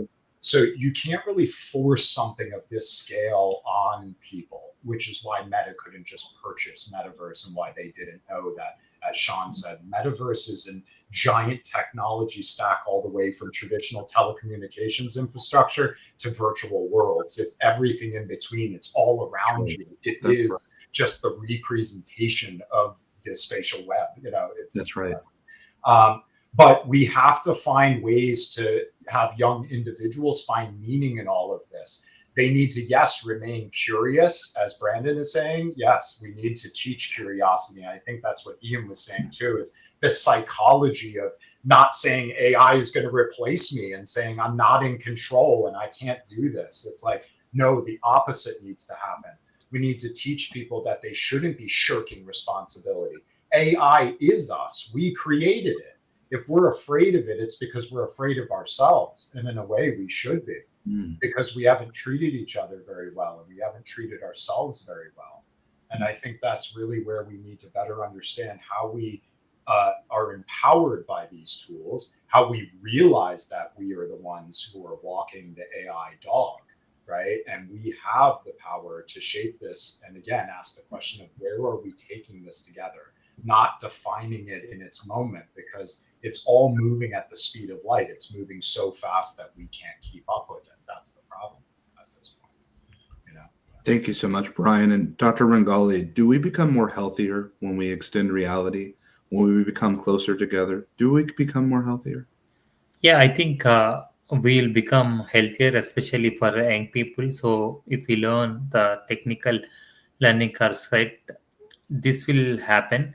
So this kind of simulations, right? I can say it can model climate risk as well, like droughts and local ways. So we need to make sure, like whatever the crises that are happening, right, it should improve readiness. So with this kind of things, right, so this XR, right, can it foster empathy for displaced people as well, where we can place users in their shoes. And I can say the immerse education, right, it should spread some kind of awareness as well for sustainability as well. And if you see like public engagement, right, through storytelling or different kind of things, right, it can mobilize uh, climate action as well. So I can say in every crisis, I can say this XR, right, can become a rehearsal space for resilience as well, I can say. Thank you, Dr. Rangali. And this brings us to our final question for each of you. You have 30 seconds or less to be able to answer. Each question will be different. We're not going to go cookie cutter. We'll be very direct and very specific. Ian, with the final question that we have, my question for you is, what is the greatest barrier to entry when it comes to educators in this particular AI frontier? Oh, sorry. Can you say it again? Sure. Sorry. What is the greatest barrier to entry? What is one of the biggest barriers that educators face right now today when it comes to the AI frontier? I think the biggest barrier in this era is the fixed curriculum, the fixed education system. The pace of AI change is so fast. The public system cannot keep up with that. So that's why I think the public sector, the public educators have a huge role in this era. And I really think in the future, I think just all kids must have sort of like personal tutors and like sort of like mentors and who can deal with their emotion as well as like the person who gives like all kinds of tips for learning and like using the collective intelligence power like among teacher communities. Sure. And then they can provide like the very like the quality tips and information to students, and they can interact with each other like very closely. I think that's how we can enhance the levels of our happiness. So we must closely act with. We must help each other. The teachers need jobs, right? And the students, like they should be given all kinds of private education opportunity nowadays. So it is possible, like with a very little amount of cost. Yes. That's what I. Thank you, dear, and we really appreciate that. Brian, the virtual world as I've known it, and I stand on this hill, I'll continue to stand on this hill. What we know of virtual worlds is nothing compared to that which can be. Do you share in this sentiment? Yeah, absolutely. Again, I think like many of the rest of us on this panel, we aren't necessarily, again, talking about escaping our reality, but reshaping it. Some people like gaming. Some people will want that type of experience. Some people will want to actually go into a virtual world that is totally unlike reality. Some people may want to ground the immersive media that they're interacting with, literally with reality. There will be an entire scope, but when we talk about the critical masses utilizing and accessing just basic information and communication on a daily basis with each other, that is going to be reshaped outside of any game or any Candy Crush or any of that, right? And that involves legal, regulatory, monetization, all sorts of. It's why it's so complicated, is because this involves like every facet of our anthropology. And so it's a big thing. But yes, we have to be willing to take wherever that ember is lit, whether it's the virtual world for somebody or augmented reality for another. We need to be able to have them blow on that ember until it's become a fire. Thank you, Brian. Brandon, I have a really firm question for you. As an XR educator, do we have enough students? We have enough students. Don't know if we have enough interest, and it's very easy to get the interest. We just have to, back to what Ian was saying, just switch up how we're doing the curriculum and things of that nature. It's you have a problem that needs to get solved to fix another problem that needs another problem to get solved, and so on and so forth. But I think there's plenty of students here. We got 76 million just in America, and we have a pretty big world out there, and so I don't think it's a student problem for sure. Thank you, Brandon. Lauren, it seems to me that storytelling will help lead and to be able to help inspire people to better understand the world that we might head into, and that it's more than just science fiction.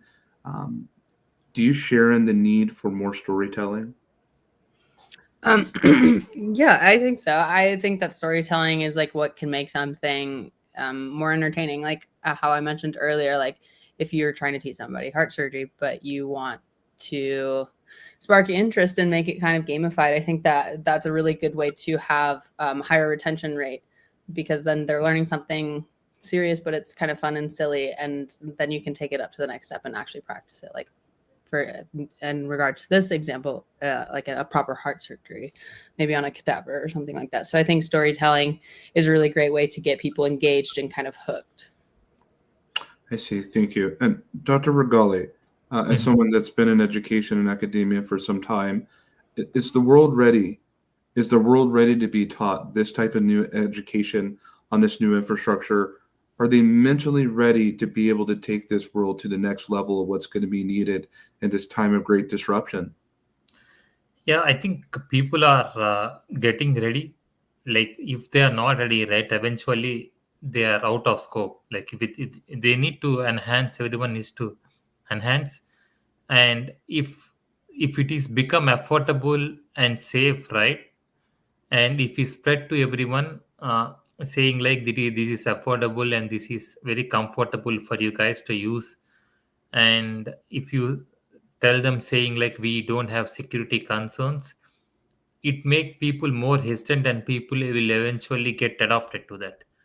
So people nowadays they are getting adapting, and if you tell them more, and XR will have a massive potential for sure.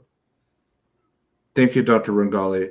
Sean, what is the most important next step that we need to be mindful of for the next 12 to 24 months when it comes to the extension of reality, that for the layman, the laywoman, the person that's not in this space, the person that's not in these verticals, if you will, what is the most important thing that they need to know to be prepared to get ready for what's next, and how they can get involved and why they should?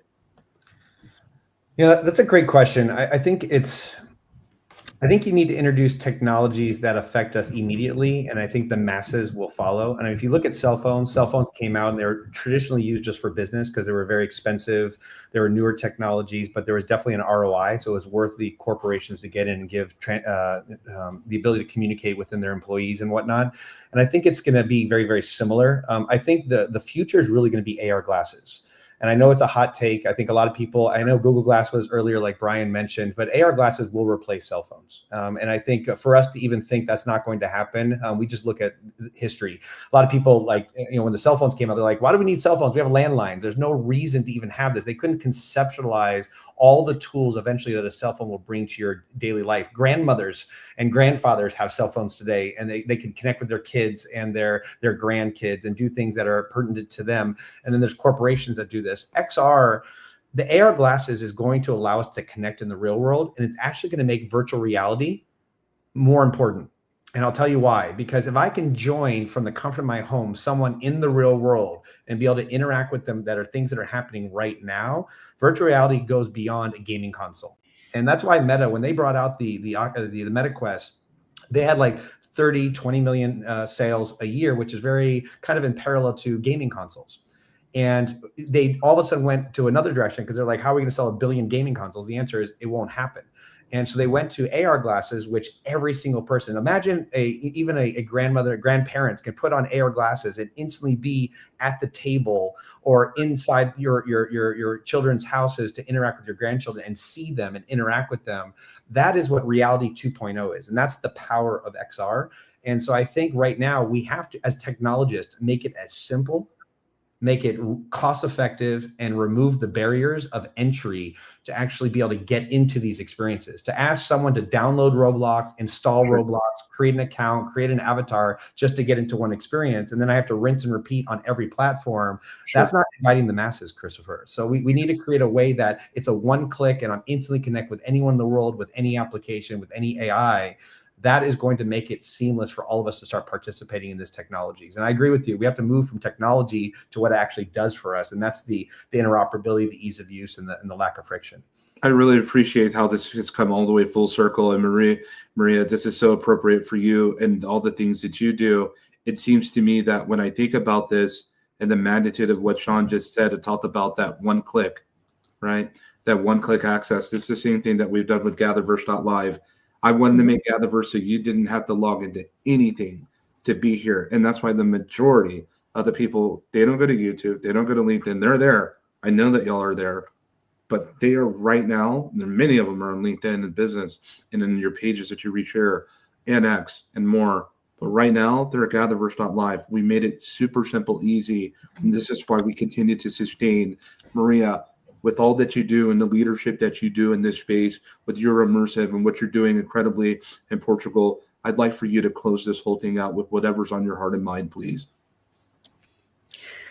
Well, just my last take is that extended reality is not just going to change the future, it's already changing the present. Like Sean was mentioning, we're going to see a lot of updates on augmented reality, but also on virtual reality. Probably virtual reality will also be more important in areas like industry, and like Lauren was mentioning, training, virtual training. I feel like the last message here is really that all of us from all of the points of the world, we need to come together. We need to have these conversations and really to take this moment that we're seeing that, of course, there's going to have a learning curve. There's going to be challenges, but we know that innovation is coming. So now we have a moment, we have an opportunity to really think about what is going to be this next frontier. So we need to take advantage of this moment, and we need to have these conversations to really make sure that we can create more ethical, more sustainable, and more humane experiences. Thank you. Audience, will you follow these leaders that are with us today, these humans, these hearts? Maria, Sean, Lauren, Ian, Dr. Rangali, Brian, and Brandon, who had to leave. We want to say thank you for joining us. We hope to see you again at another GatherVerse Summit. We have a tremendous more to unpack, and we are not alone. Thank you so much for giving us this time that you'll never get back. It was well spent. Our gather was well. Thank you so much, everyone.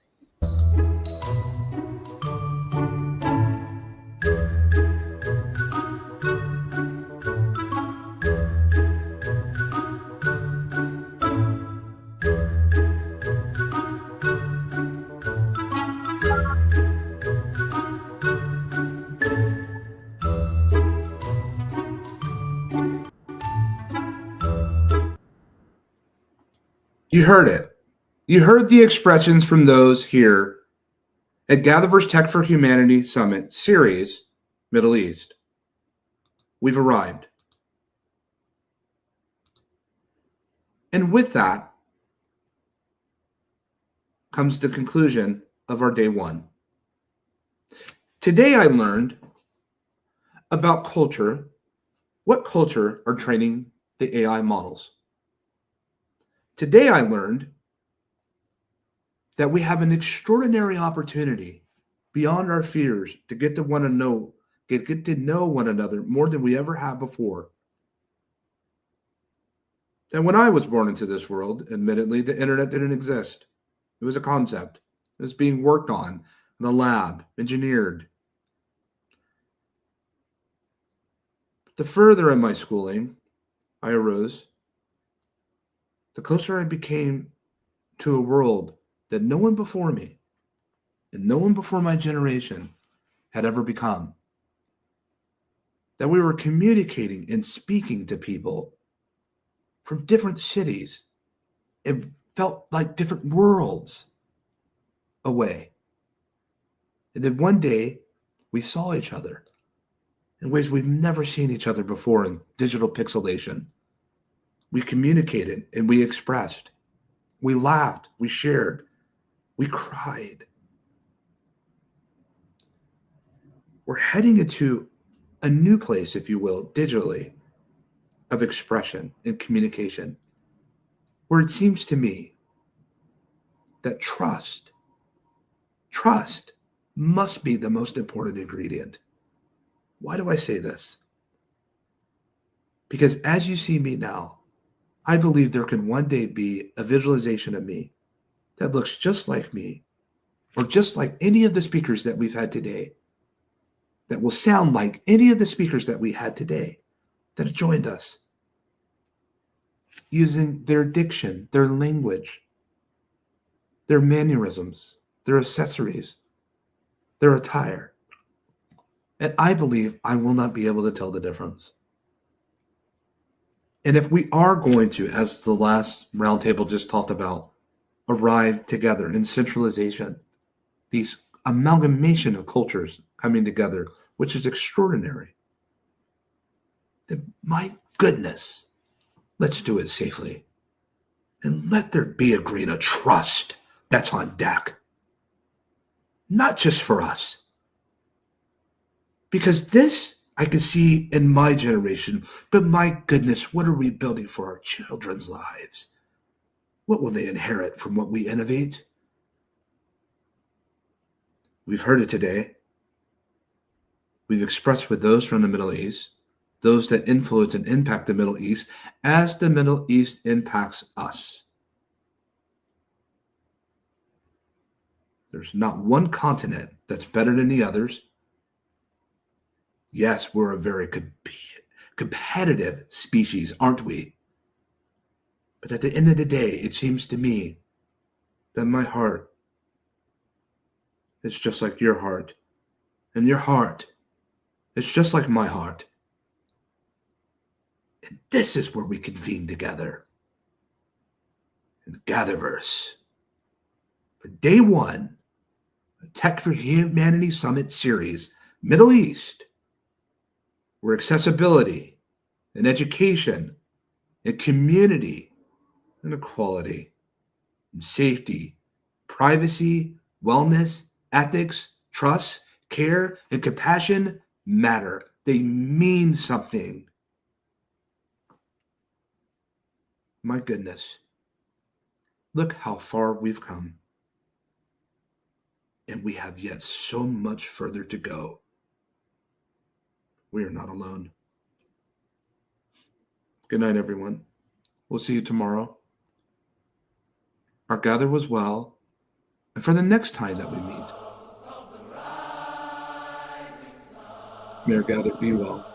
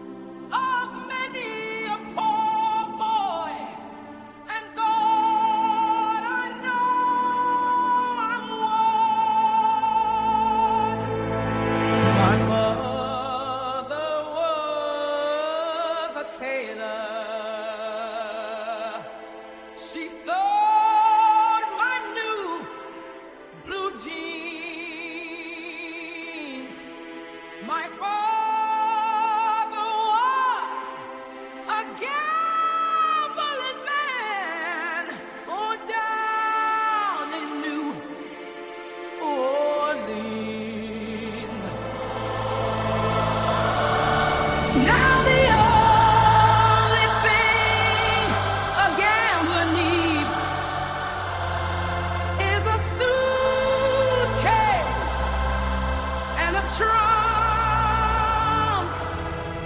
and the only time he's satisfied is when he's on a drug.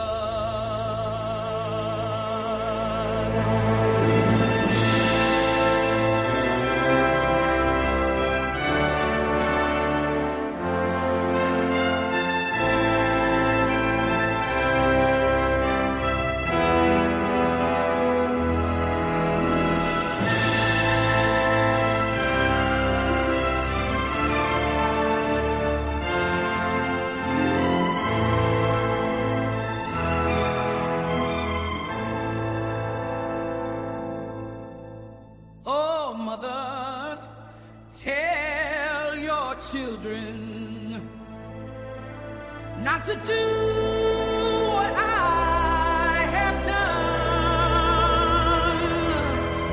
Spend your lives in sin and misery in the house of the rising sun.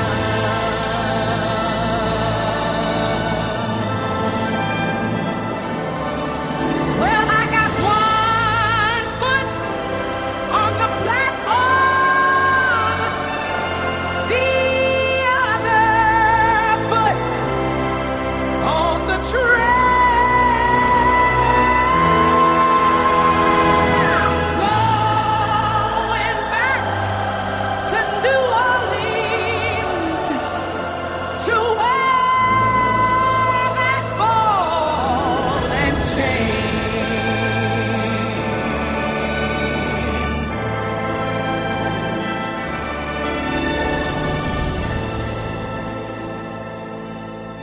Well, there is a house in New Orleans they call the Rising Sun, and it's been the ruin of many a poor boy. And God, I know